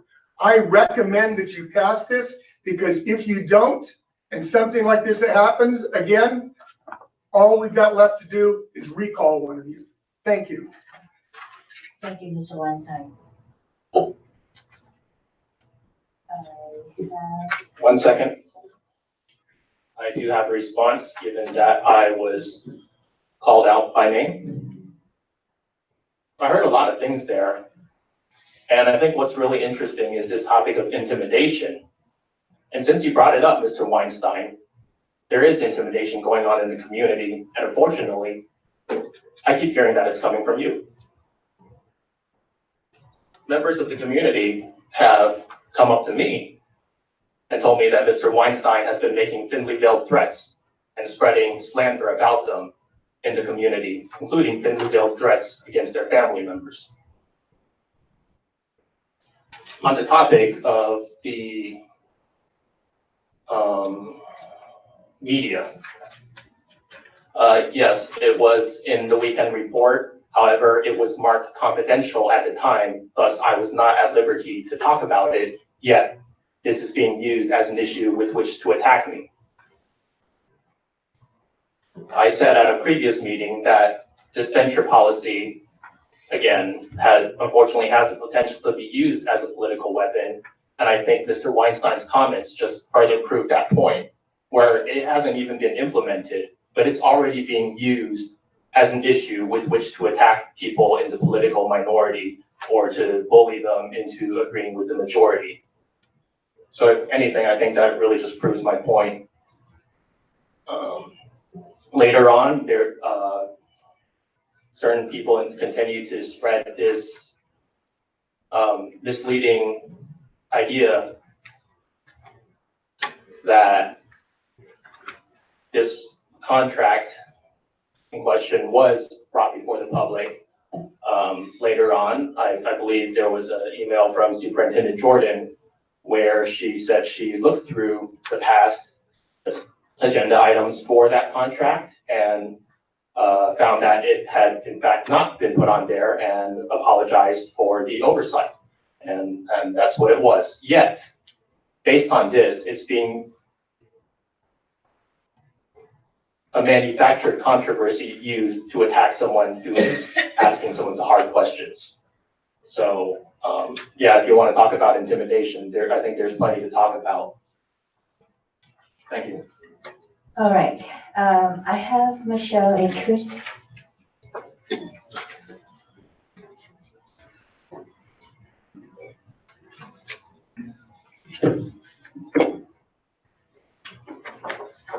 Good evening. My name is Michelle Ekrit. I'm a Milpitas resident, and I'm also an MUSD employee and CSCA member also. Being present and engaged at a scheduled school board meeting is extremely important and an important commitment that any school board member would make before even running for school board. Today, I'm here to state some facts that are in public knowledge. Just this school year, and that's all I looked at, I could have gone back further. August 13th, school board, all members were present. August 27th, school board member meeting, all members were present. September 10th, Michael Sy, not present during the closed session, arrives just in time for the open session, 58 minutes late. September 24th meeting, study session started at 5 p.m. Appointed school board member Min No arrived 13 minutes late. Michael Sy arrived 11 minutes late. October 8th meeting, Han Lin was absent. Michael Sy arrived at 6:45 and joined the closed session. He was 15 minutes late. October 22nd, Michael Sy is not present during the study session, arrives at 7 p.m., 2 hours late. November 12th, Michael Sy arrived at 6:44, missed all of the study session and part of the closed session. He was an hour and 45 minutes late. November 26th, Michael Sy arrived at 6:53. He missed the study session about the censure policy and other board agreements. And the closed session, he was an hour and 23 minutes late. The last meeting of the year, December 10th, all were present. As you can see, there's a pattern here. Michael Sy was late 6 out of 10 meetings, a total of 6 hours and 47 minutes not present. What example does this show our students? And this is a commitment that I would expect of any board member present or any that want to run for board president member. Thank you. Thank you.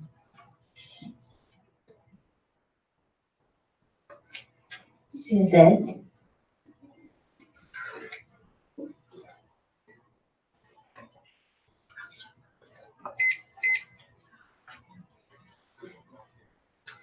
Thank you. I'm Suzette Bromagem. I am an MUSD employee since 2005. And I would just like to say I support the censure policy. As elected officials, I expect that our elected officials stand on a higher ground, that they are open, honest, and do what they're supposed to do. I was looking at this change in current language, Mr. Norwood, and on number 7, and I fully agree. When we had the lockdown in October, there was some chatter that from several different sources on the radios and stuff. And when you're in an emergency situation, it is so much better to have one voice that you expect, one set of instructions that you expect. And that goes for the comments to the public as well. Any organization has an official spokesperson or spokes department from which any information is given to the public, to and from the police department, to and from the school district, wherever it is, to the parents, wherever it is. So I do support the censure policy, and I thank you for stepping up and wanting to put this into effect so that we have a consistent high standard of behavior. Thank you. Thank you.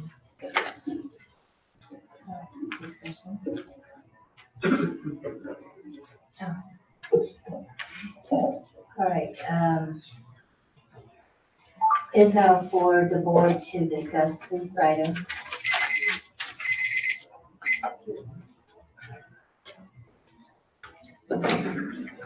Just a quick review of the recommendations. I recommend the current language for item number 7 of the central policy states, understand the distinctions between board and staff roles and refrain from performing management functions that are the responsibility of the superintendent and staff. On review of some of the information that Mr. Sy put together, I modified and put together the following language. At all times, understand and adhere to the distinctions between the board and district staff roles, refrain from performing district duties, school site communications, which includes email, social media, or otherwise, and job functions that are responsibility of the superintendent, district, and staff.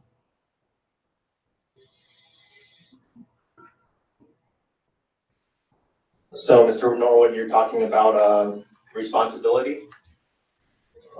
I'm talking about the central policy, and the current language states, understand the distinctions as I've written there, and then the modification on the proposed language. That is a recommended change that I am making to the current central policy.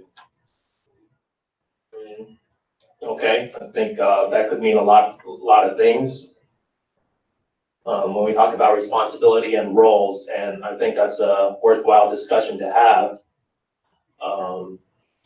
Yeah, there were times I did take graduate coursework in emergency management for public officials, and communication is really important in these situations. And from what I heard in the comments, sounds like there's maybe some, maybe it's worth having a discussion on communication protocols. And maybe we can have that at a future time. Communication, go ahead. Okay.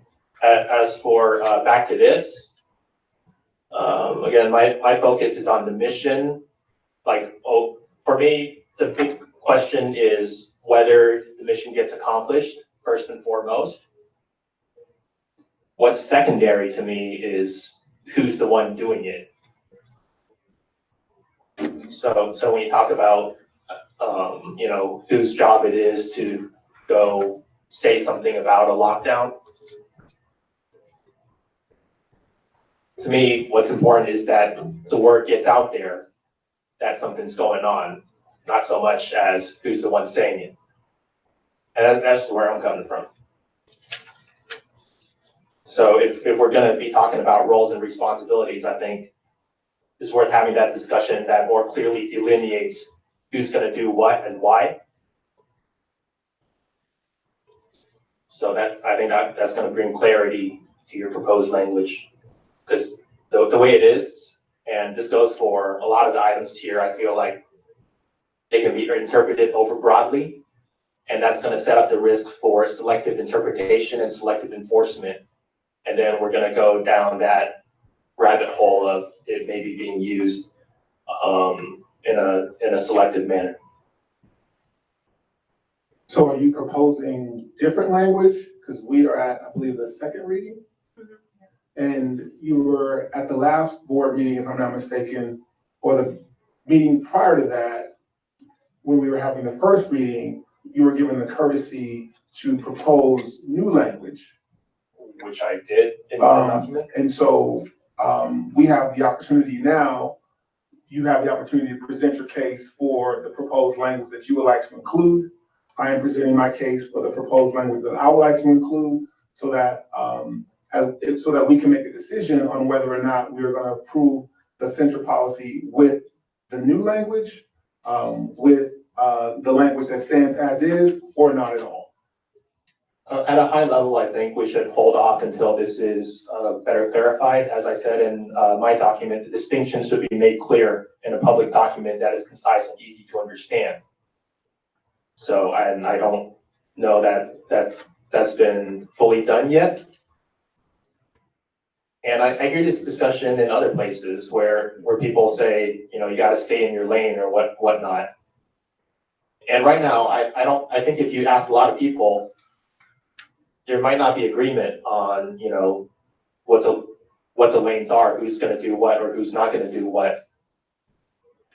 So until I think that's made more clear, I think it's better to hold off and refine that before we move ahead with number 7. I appreciate that. So, Superintendent, I'd like to make a motion to approve the censure language for the board with the inclusive of the proposed language. For clarification, the proposed language of number 7. So we have the original language that was proposed. I'm asking for, the original language, number 7, be updated to the proposed language. Which is at all times understand and adhere to the distinction. Yes. Okay. Wait, what about some of my proposals from the last document? Are we?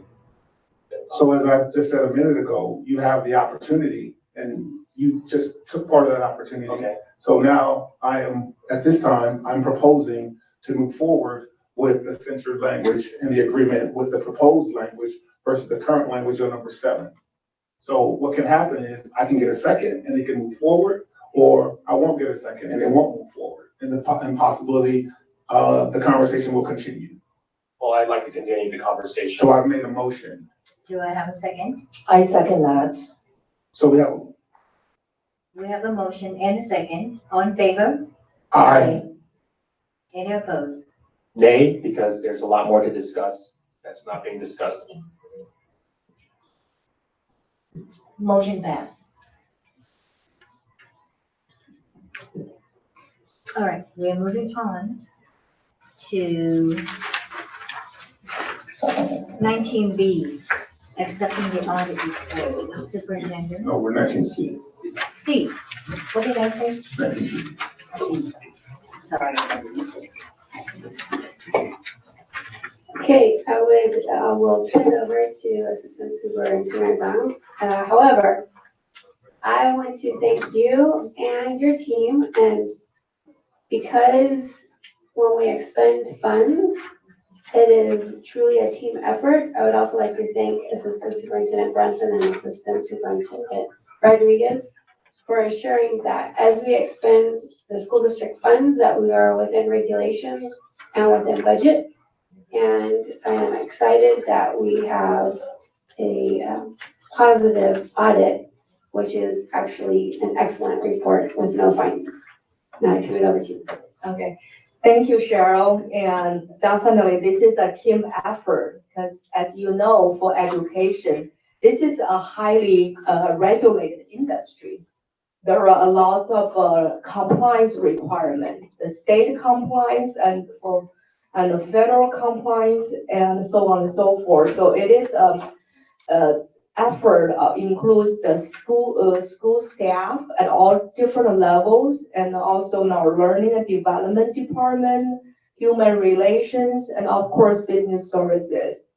So tonight I have Jeff. He's the partner from Chrome. Chrome is an external audit firm that the district contract with and to do an annual audit. And this is the financial audit of district financial statement and also compliance. So I'll turn it over to Jeff. Great, thank you. Good evening. I'm Jeff Jensen, a partner with Crow. If you're not familiar, Crow is the 9th largest firm in the country, and we specialize in auditing school districts such as yours. And so it's our privilege to be here tonight to present the audit report for the year ended June 30, 2019. I'm going to keep my comments fairly brief to the board, but I'm happy to answer any questions regarding the audit or the audit process. So if you have the report with you or in front of you, page 71 towards the back of the report, almost to the end there, is a great place if you only got a couple seconds to look at the audit report, because it provides a great summary of essentially all the different elements that are a part of this audit. We're almost there. 3 more pages.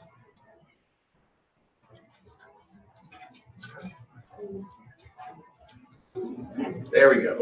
Okay, so there are several different opinions that are part of this audit. The first is your financial statement opinion. So this is the opinion that we provide as your independent auditors over the financial statements of the district. The district received an unmodified opinion. That's the type of opinion you want to have on your financial statements. So it means your financial statements are in compliance with all the applicable accounting pronouncements and are free of material misstatements. So again, that's good news to report as far as the type of opinion on your financial statements. Next, you can see that we talk about internal controls over financial reporting, and you can see that we check no in all those areas.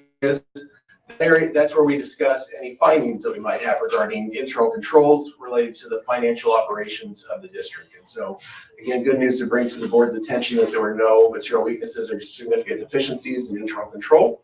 And as a result, there's no findings on the subsequent pages regarding internal control. The next opinion that's in your report is over federal compliance. So because of the amount of federal dollars that the district expends on an annual basis, you're required to have a federal audit completed as well. And so we've completed that requirement, and the district received an unmodified opinion regarding federal compliance. Essentially, the federal government dictates which programs over a certain period that we're required to look at as far as what it considers a major program. And so for the last year, we had to look at the special education program. So the program was audited in the current year. And again, there were no findings related to federal compliance. Finally, the last opinion is over state awards. And so the state of California provides a significant number of compliance areas that you're required to comply with. And as your auditors, were required to test that compliance. And this year, the district received an unmodified opinion regarding state compliance. So no state compliance findings. So again, for a district of your size, that's really good news to report. There's a lot of areas that collect attendance, a lot of areas where you have to report unduplicated pupil counts. There's a lot of areas for human interaction regarding compliance. And so there were no findings in the current year. So again, good news to report. On a few pages prior, which you don't need to turn, I guess, the electronic copy, but on page 59 is where we cover any audit adjustments. And if you were to turn to that page, you'd see the page is blank, which means there were no audit adjustments in the current year. So the financial statements that you all approved as the board as part of the unaudited actuals back in September are essentially the same numbers that are coming back to you tonight without any modification by us as the auditors. So again, clean results. Just concluding my comments on the audit of the district, again, we encountered no difficulties in completing the audit. Management was prepared for each phase of our visit. We come out a couple times during the year to complete not only looking at the internal controls and compliance, but also to audit the numbers of the district. And so at each of those visits, not only was your fiscal staff ready, but also, as was mentioned, we go out and visit a number of people out at the school sites, and they also were very cooperative and helpful in completing the audit. So we appreciate that. So I would like to thank Wendy and Lynn and the team for doing a great job on the audit. And I'd be happy to answer any questions on this report, and then I have a few more to present to you. Okay, any questions for Jeff? And also, I would like to share that prior to this meeting, we also asked, we had a phone conference with Jeff, with our board president and vice president, and also superintendent to go over the detail of the audit report. So tonight, the purpose is just to provide a summary to the public. But this, if you have any questions, this is a great time for you to ask Jeff since he's here. Any questions? We can move on. Okay. We need to accept the audit report then. Motion to accept the audit report for the school district. Do I have a second? I'll second that. All in favor? Aye. Aye. Any opposed? Seeing none? Yes, go ahead. Okay, so I believe Measure E is the next one there on your agenda. So Yes. I'll cover Measure E next. Okay, so let me quickly give the board and the public background. Back in 2012, the community passed Measure E bond. That was for $95 million.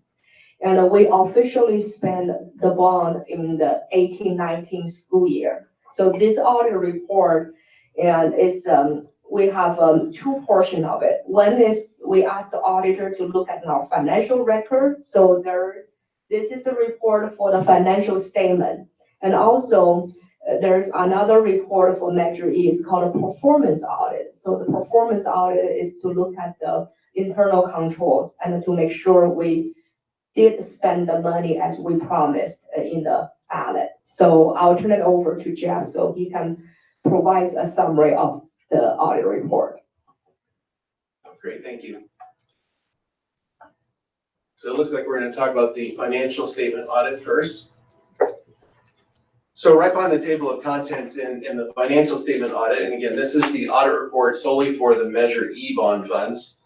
You have the independent auditor's report, and it covers a bunch of different matters, but essentially what's most important on the top of page 2 of the opinion Says, in our opinion, the financial statements referred to above present fairly in all material respects the financial position of the district's Measure E bond funds for the end of June 30, 2019. So that's an unmodified opinion. Again, that's the type of opinion you want on your audit report.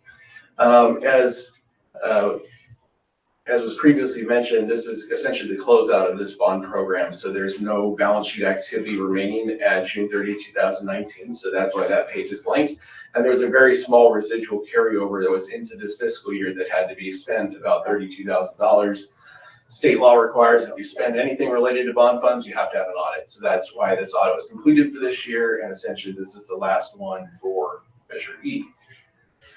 So, Yeah.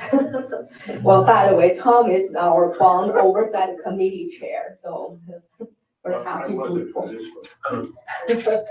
all right, so that's it for the financial statements for Measure E. As was mentioned, there's also the performance audit, which we'll cover now. Right, yes. So the performance audit is the next report. Again, there's an independent auditor's report. And again, I'll read to you the last paragraph that says the results of our tests indicate in all significant respects that the district expended Measure E bond funds for only the specified projects approved by the board and approved by the voters. So again, an unmodified opinion related to the performance measures related to Measure E. As you look at the report on page 2, it covers the background on Proposition 39 when it was put forth to the voters in 2000. So there's 4 basic requirements. That you establish an independent oversight committee, which the district has, that you only spend the bond funds for appropriate purposes, that you have a performance audit done, which is this report, and you have a financial audit done, which was the last report we covered. Below that was the background on Measure E and the 95 million as it was put forth to the voters. And the last page, page 3, is the actual meat of the report. Where again, the objective of this was to do a performance audit in compliance with Proposition 39. The scope is for the fiscal year ended June 30, 2019, to which, again, there was very little activity, that $32,540. Because there were only 2 transactions, we looked at both of those and found that both of those were valid bond expenditures. So, again, a clean report regarding Measure E. Okay, any questions for Jeff for Measure E report? Both the financial report and the performance report. Then we need to accept the report also, both of the report. Right, I need a motion to accept D and E. No, just the D. We'll do D first. Yeah. Okay. D. I motion that we accept item D. Do I have a second? Second. All in favor? Aye. Any opposed? Good, we accept the performance audit report.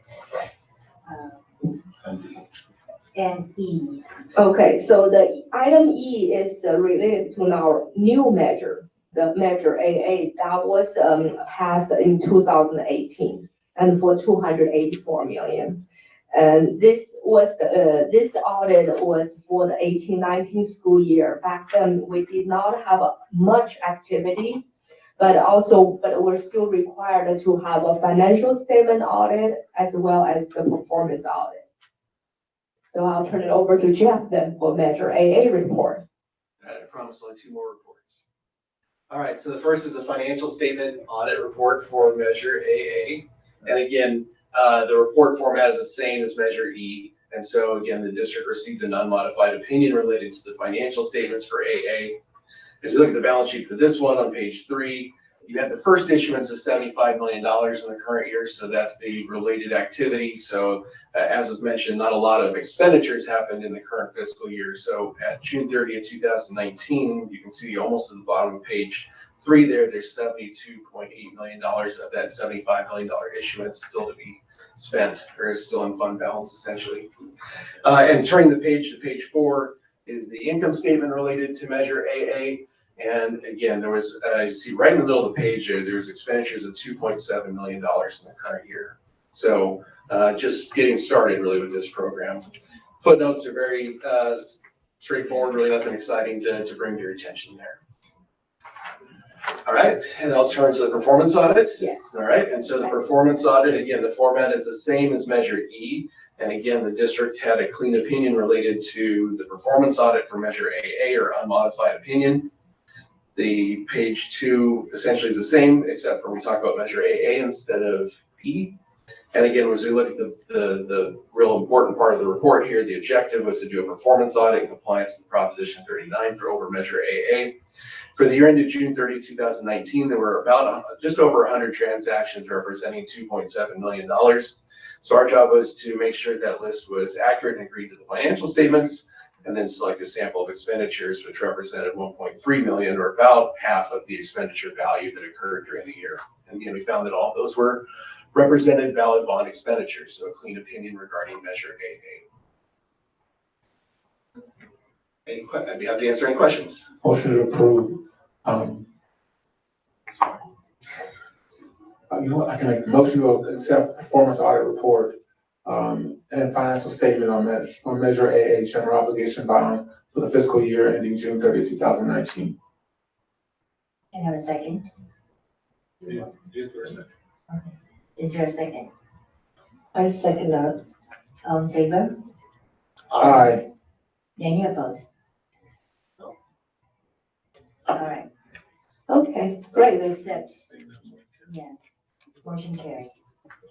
Okay, thank you, Jeff. Thank you for your time and Sure. yeah. And also I would like to thank our facility team and just, so for our Measure E, the previous bond was completed. Every year we received a clean audit report for both the financial statement and also the performance.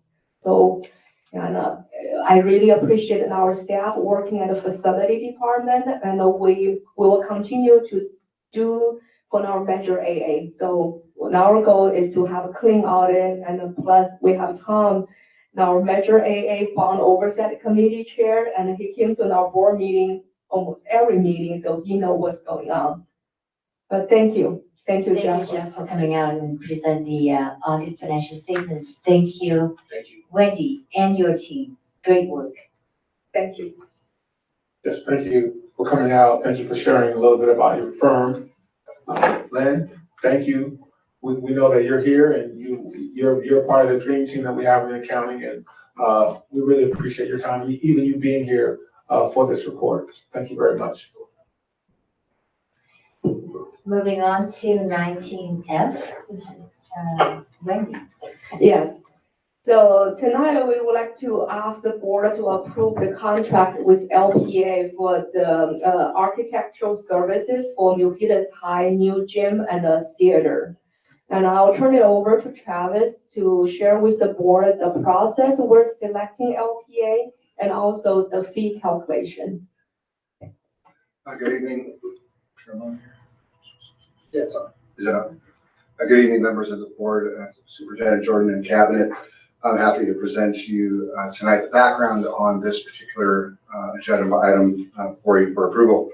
As you know, the district has a pool of approved architectural firms for the Measure AA projects. We reached out to all of those firms and requested for proposals related to the Performing Arts Center and the second gym and associated site work at Milpitas High School. Give them the general scope from the master plan, gave them the budget, and we gave them essentially what we were looking for. They came in, several firms came in and presented to a committee of about 8 or 9. That committee consisted of the principal of Milpitas High, the MOT director, athletics director, PE leads, theater director, those sorts of people, really end users on the site. So I facilitated this process. We brought in 3 firms for interviews. The committee then whittled it down to 2 firms, and then we subsequently, some of us went and looked at projects from one firm that were in a local area. The other firm, which is LPA, had some projects that were more in line with what we're looking at in Southern California. So I took it upon myself to go to Southern California so we'd have an apples to apples comparison. So took a little trip down there and looked at their projects and reported back to the committee. I did not cast a vote. The committee cast a vote. I just facilitated the process. And at the end of the day, the committee voted for LPA. They felt they were the best fit for a project of this magnitude and a project of this significance. And they felt like they had a wealth of background in similar projects, similar scope, similar magnitude. And so with that, the committee, by their votes, selected LPA for this. So we bring that before you. Attached to your board item, you'll see the breakdown of the fee structure. The fee structure for all the architects in our pool is very similar. They utilize the OPSC scale. If you're not familiar with the OPSC scale, that's Office of Public School Construction, established a scale long ago that was, for the first 500,000, you're 9%, and the next 500,000, you're 8.5%. It graduates down there so that on volume, you start to realize some savings. So in this instance, the hard cost, construction cost budget for the gym and the theater itself is $42,202,000. And then we estimated $1.5 million or so for associated site work. I'm sure you've all been on that campus. There's going to be some ADA requirements, some ramps, some accessibility things that TSA is going to make us do there, utility connections, those sorts of things. So we had a little extra fee for that based on that. And you can see some specialty things. Fire sprinkler design is a specialty item. It used to be a deferred approval. You could put your plans in and figure it out later. Now it needs to be approved with the original submittal. So you'll see that in there. You'll see acoustic design, of course, for a theater consultant, and a SWIPI, which is stormwater pollution prevention plan. It's just to make sure we're not in the rainy season letting a lot of dirt get into the gutters there, that sort of thing. So those are the things that are all inclusive in the fee, and then a reimbursable of $50,000, and that's for things like reproduction of plans and all those sorts of things that come along that they're a little less predictable. And so with that, the total fee is $2,656,658 plus reimbursables. I'd be happy to answer any questions you have, and also I'd like to point out that Walter Este from LPA Architects is here. If you have any questions for him, he'd be happy to answer those questions as well. Yeah, also I'd like to point out, Scott, could you put from the beginning, as the track shared, I appreciate LPA to propose this fees calculation based on the OPSC schedule. The OPSC is the State Office of Public School Construction, and they have this standard fee structure for architectural services.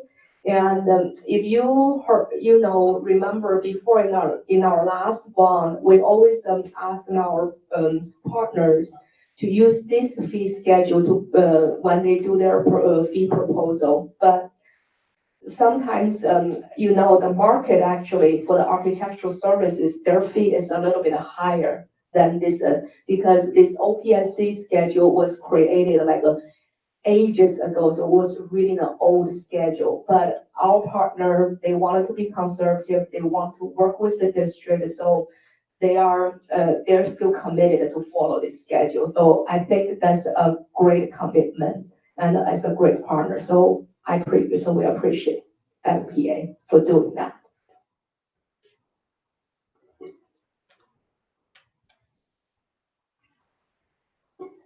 So any questions? We would like the board to approve the contract with LPA. Any questions from Michael, Kelly? Chris? Not this time. All right. We need a motion. Do we have a motion to approve 19F? Motion to approve 19F. I make the motion. Okay, I second the motion. All in favor? Aye. Any opposed? Seeing none? Motion passed. Oh, I'm sorry. Tom, the Lord.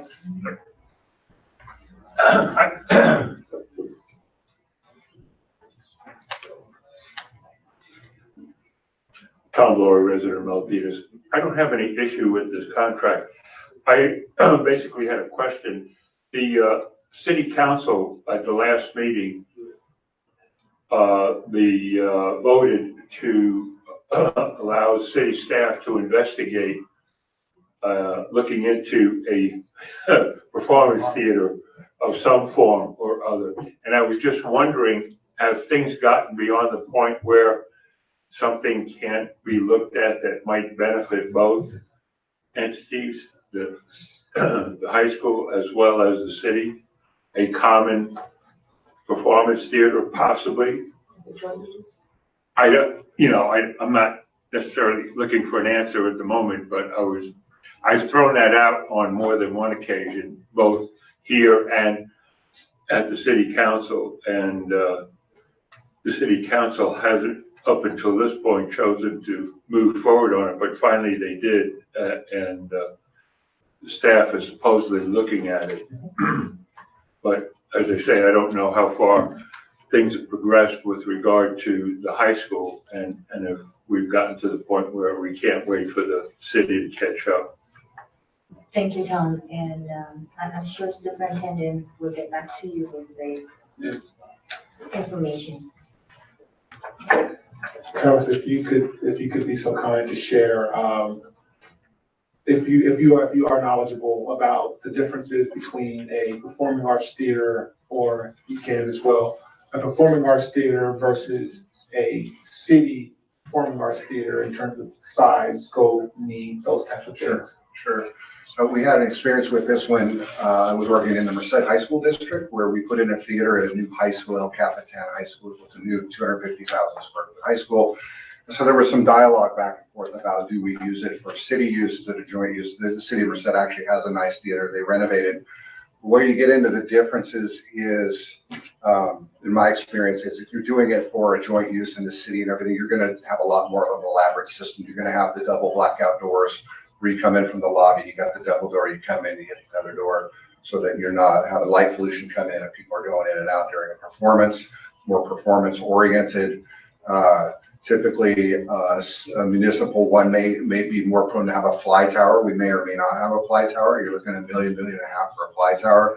Fly tower, if you don't notice, allows curtains on a weighted system to go straight up. You can do set changes in a matter of seconds. The alternative is just having the wings where the props and the curtains go out. You saw multiple curtains, but things like that. It's going to be a more elaborate thing because you're going to want people to come together, the city to come together. Typically, you have more seating in that sort of a situation too, where we may be looking at 600 seats or so. It's still to be determined. You may look at a theater that's more 900 to 1,100 seats per city for those type of performances. And I meet with the city pretty regularly, but in our group, there hasn't been a lot of dialogue about a joint use. I'm not real familiar with that, but certainly there are some distinct differences, particularly because of based on what you're going to use it for. A lot of times in a high school setting, you're going to have a lot of rallies and you're going to have award ceremonies and those sorts of things that wouldn't take the theatrical elements. Right. I think one of the reasons why we moved forward with the performing arts theater is because currently we have a performing arts theater on campus at the high school that is inadequate for the district, not just the high school, but the district. And as there was just some rough discussion about the amount of usage that the district would have for the theater and the types of performance opportunities there would be. And as the city, or it's just, there was a survey that the city put out about maybe 9 months ago around a performing arts theater, and they talked about the ability to put on full production type of professional quality where artists come in and those types of things. That was sort of their survey. So I would say that we're not completely in different directions at this point, but we're both proceeding according to the plans of our individual entities. At some point, we would have to look at what parking would look like as far as the city is interested in versus what we're looking at as far as being on a high school campus, utilization during the daytime, a number of things that create, if it was going to be a joint use, it most likely would be in a neutral site, not necessarily on the high school campus, if it was going to be for the city. So in the fact that you brought it up a couple of times, and we do have our meeting with the city On the 16th, this Thursday, we can revisit that ask and see what their timeline is now that they've approved to go forward with it, to see what the possibilities are. But until there's something definitive coming forth on their side, the district is looking to move forward on its side. Mr. Norwood, I would add one more thing is that we're also balancing a music program in this building as well, and a very large music program, as I understand it. And so it's finding that, how do we create this perfect building that houses this amazing music program and this growing theatrical program that we have, and how do we parlay that into theater production and kids getting inspired to go work in these industries. So we do have that balance. It won't just be standalone theater. We have the music. Thank you, right. In comparison, like the San Jose repertory and other things like that that are designed for city usage in comparison to school district usage. Yep. Thank you. Thank you. So we believe we made the motion. Yes. Moving on to the consent items. Consent items are considered routine and will be acted upon by the board in one motion. There is no discussion on these items prior to the motion unless members of the board, staff, or public request that specific item be tabled or removed for discussion or correction. Motion, are there any items that you? Any items you guys want to table? Pull? Discuss? I'm asking for Russell and Rancho landscape architecture services. Item H. Okay. Anything from Kelly, Michael? No? All right. Do I have a motion? Michael, But no, I'm okay. All right. Do I have a motion to approve consent item except for H? Motion to approve, consent items except for, H. Second? Is there a second? I'll second. All in favor? Aye. Any opposed? Seeing none? Motion carries, and now can we pull H?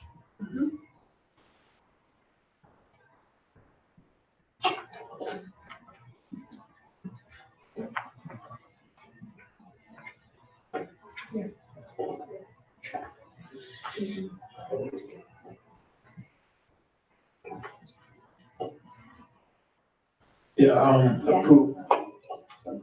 Yeah, I just have to know a little bit more about this item before I approve, or at least before I approve it, as far as Rancho and Russell's Middle School track. Okay. Sure. And so you would like to understand the project, the track project? Oh, Yes. Oh, okay. So Cheryl, do you want to share a little bit from the staff request? Yeah, sure.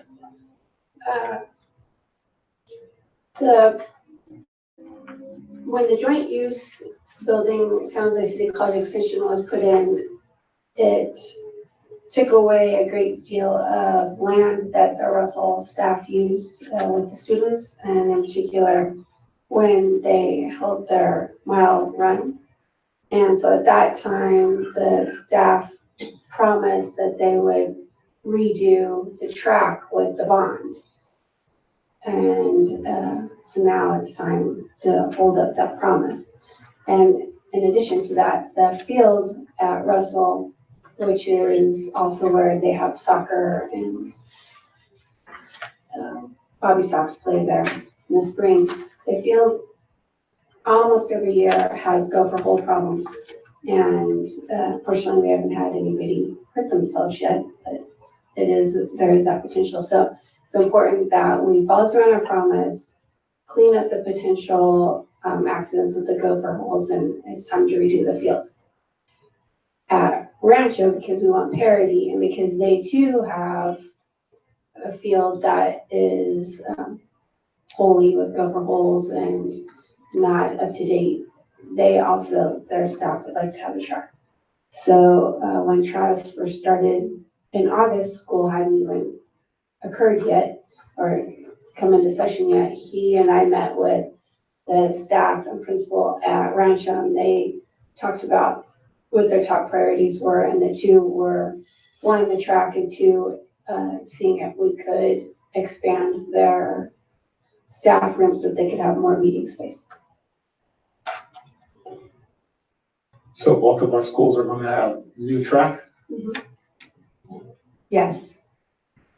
And also, I'd like to thank Travis, and he spent a lot of time actually, went out to did some price comparison. So I'll let Travis to share his process. And actually, this item H is tied to item I, the item that, you know, we approve Hobart-Lewin's proposal for the civil engineer service on the track. And the base landscape architectural service is we're not doing landscape, you know, work. It's just the name of the company is called Base Landscape, right? Yeah, so, so yeah, Travis, could you maybe share with the board and the public how we end up with these two vendors for this project? So we went out, we sought design teams for proposals for these projects, and in my view, they're relatively simple projects that will include some grading, some rework of irrigation. There's a cut of base rock, which you pave over the top of that. You let that paving cure for 30 days or so, and then you place a rubberized surface over it like you see. In these instances, we would have a long jump pit, we would have a triple jump pit, and then inside what they call the D of the track, we would rubberize that for a high jump pit. So the D of the track, you know, the track is an oval, would be behind, if it was a football field, behind the goalpost, that is a D. And so that would be a rubberized surface as well, so that they could utilize that area. So we'll make them the same on both sites. So I reached out to design teams. One design team was almost triple the cost of these two groups working together. Our experience with Hobart-Lewin and Base Landscaping has been a positive one. They're both on the Matos phase 1. They're actually both on Matos phase 2 as well. So we've had a good experience with them, but they were substantially lower in cost. If we were to build a full-on stadium and press box and snack shacks and put in artificial turf, all that stuff, maybe we look a little different direction, but for this scope of work, this was a good match for us. You're in the 80,000 range rather than the $220,000 range for design services. Then when we get down to the actual construction, we can bid out the construction or lease back it. And then the rubber surface would typically be a CMAS. All those are CMAS agreements if you're familiar with those, where the price is pre-established, but we'll bring that before you at a later date. So you mentioned something indirectly, the snack shacks. I know that there was an issue with those. Is that included in this track experience? So at Russell, so at Rancho, we just go on the field that's there. It's going to be very easy because they have a field that's just perfect for it out back. And then if it goes into the school year construction, then they've agreed they can use part of the Senate fields for PE or that sort of thing, those sorts of activities. At Russell, as you may recall, they have the Bobby Sox program right there. So I've been talking with Renee over at the city about, you know, what is the communication with the Bobby Sox folks about, is that going to transition out? And there is some dialogue around that, so I don't think we see any issues there.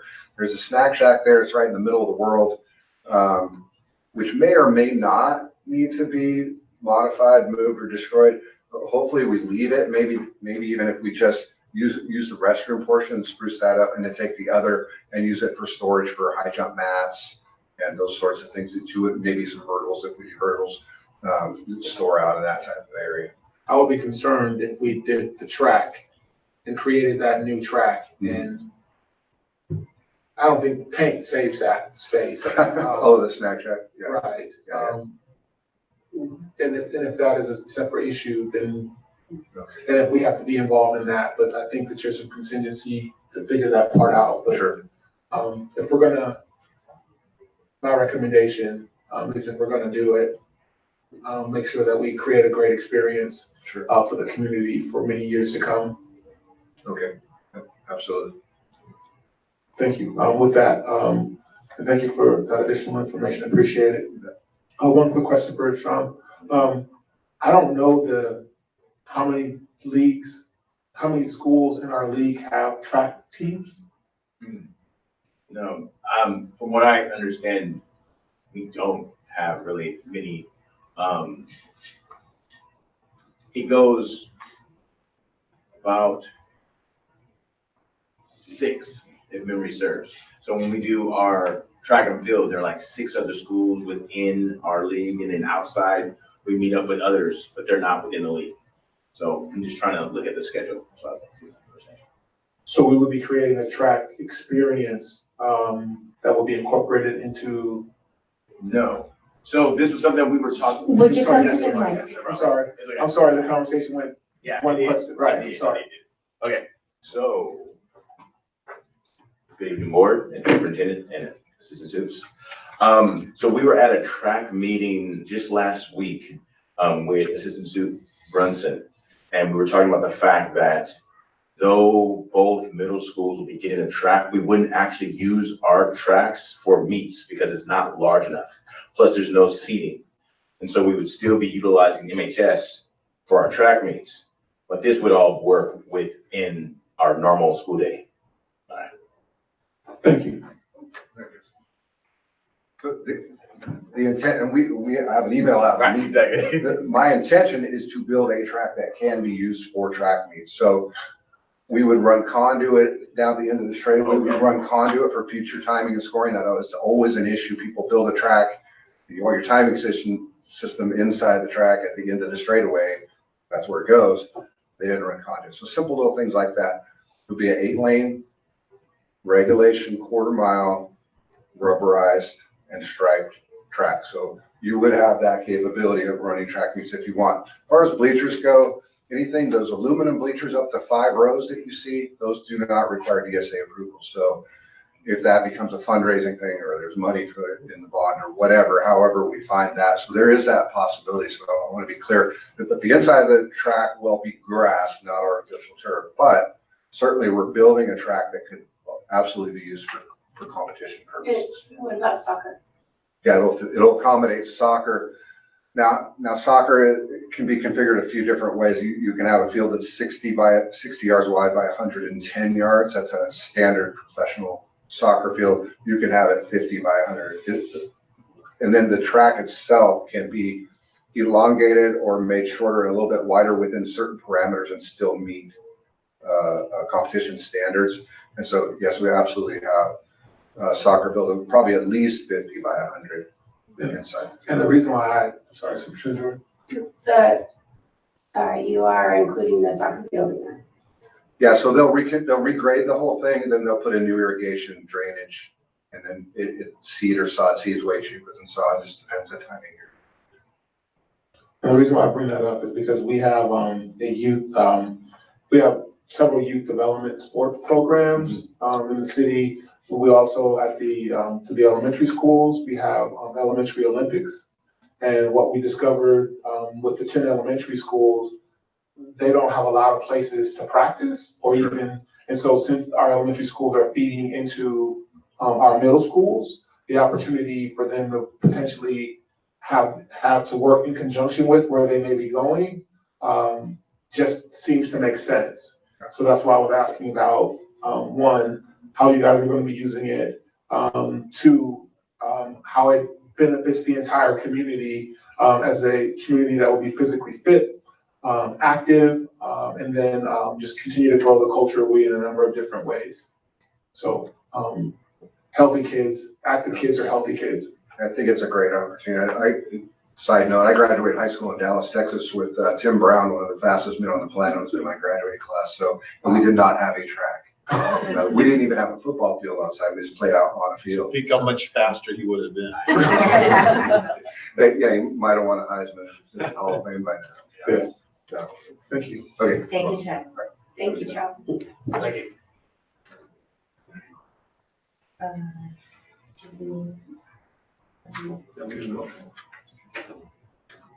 can make the motion. Do I have a motion for H? Motion to approve item H. Do I have a second? I second that. Okay, all in favor? Aye. Any opposed? Seeing none, it's approved. We're moving on to item 21, board communications and requests. We'll start with the student reps. Just you guys.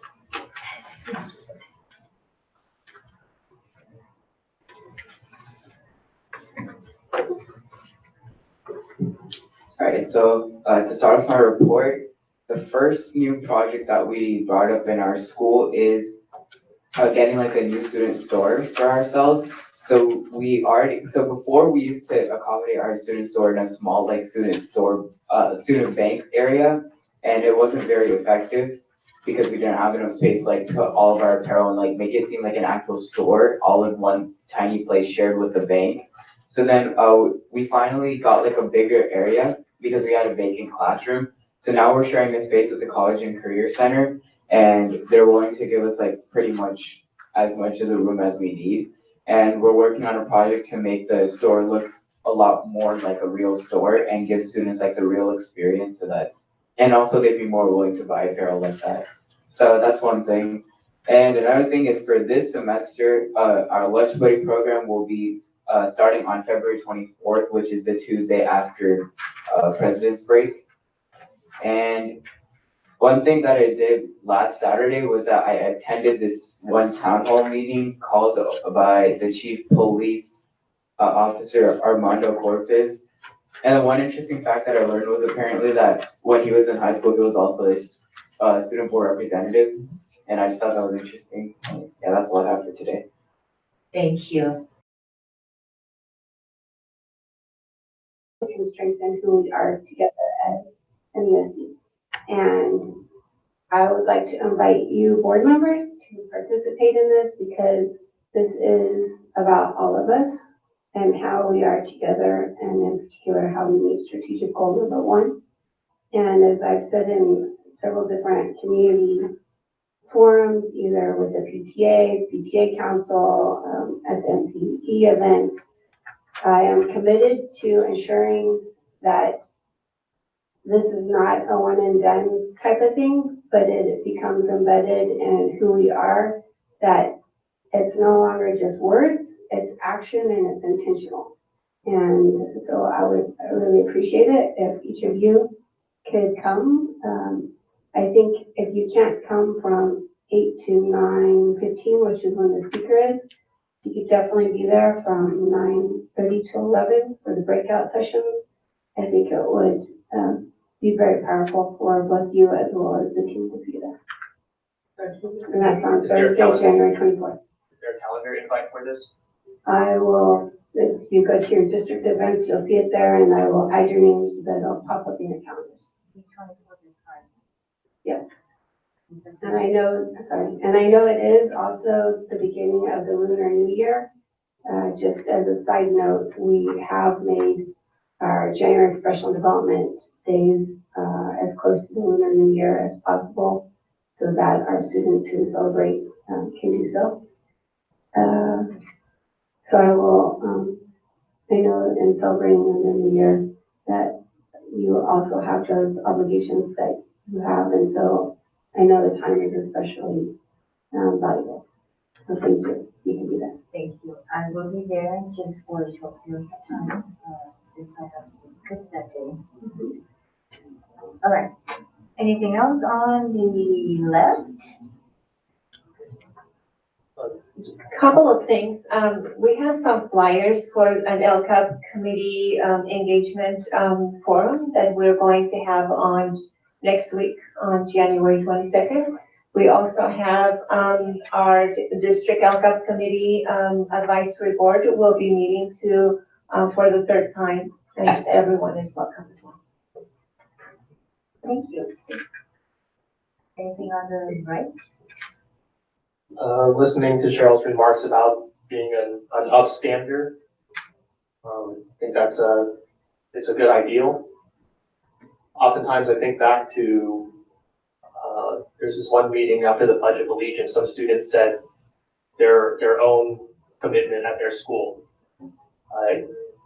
Maybe I don't have the exact words right, but they said, if I see something, if I hear something, if I know something, if I feel something, I will say something. And really, I think that's the ideal that, we should all see. Thank you, Michael. Anything else? If not, meeting adjourned. Thank you all for attending the meeting tonight.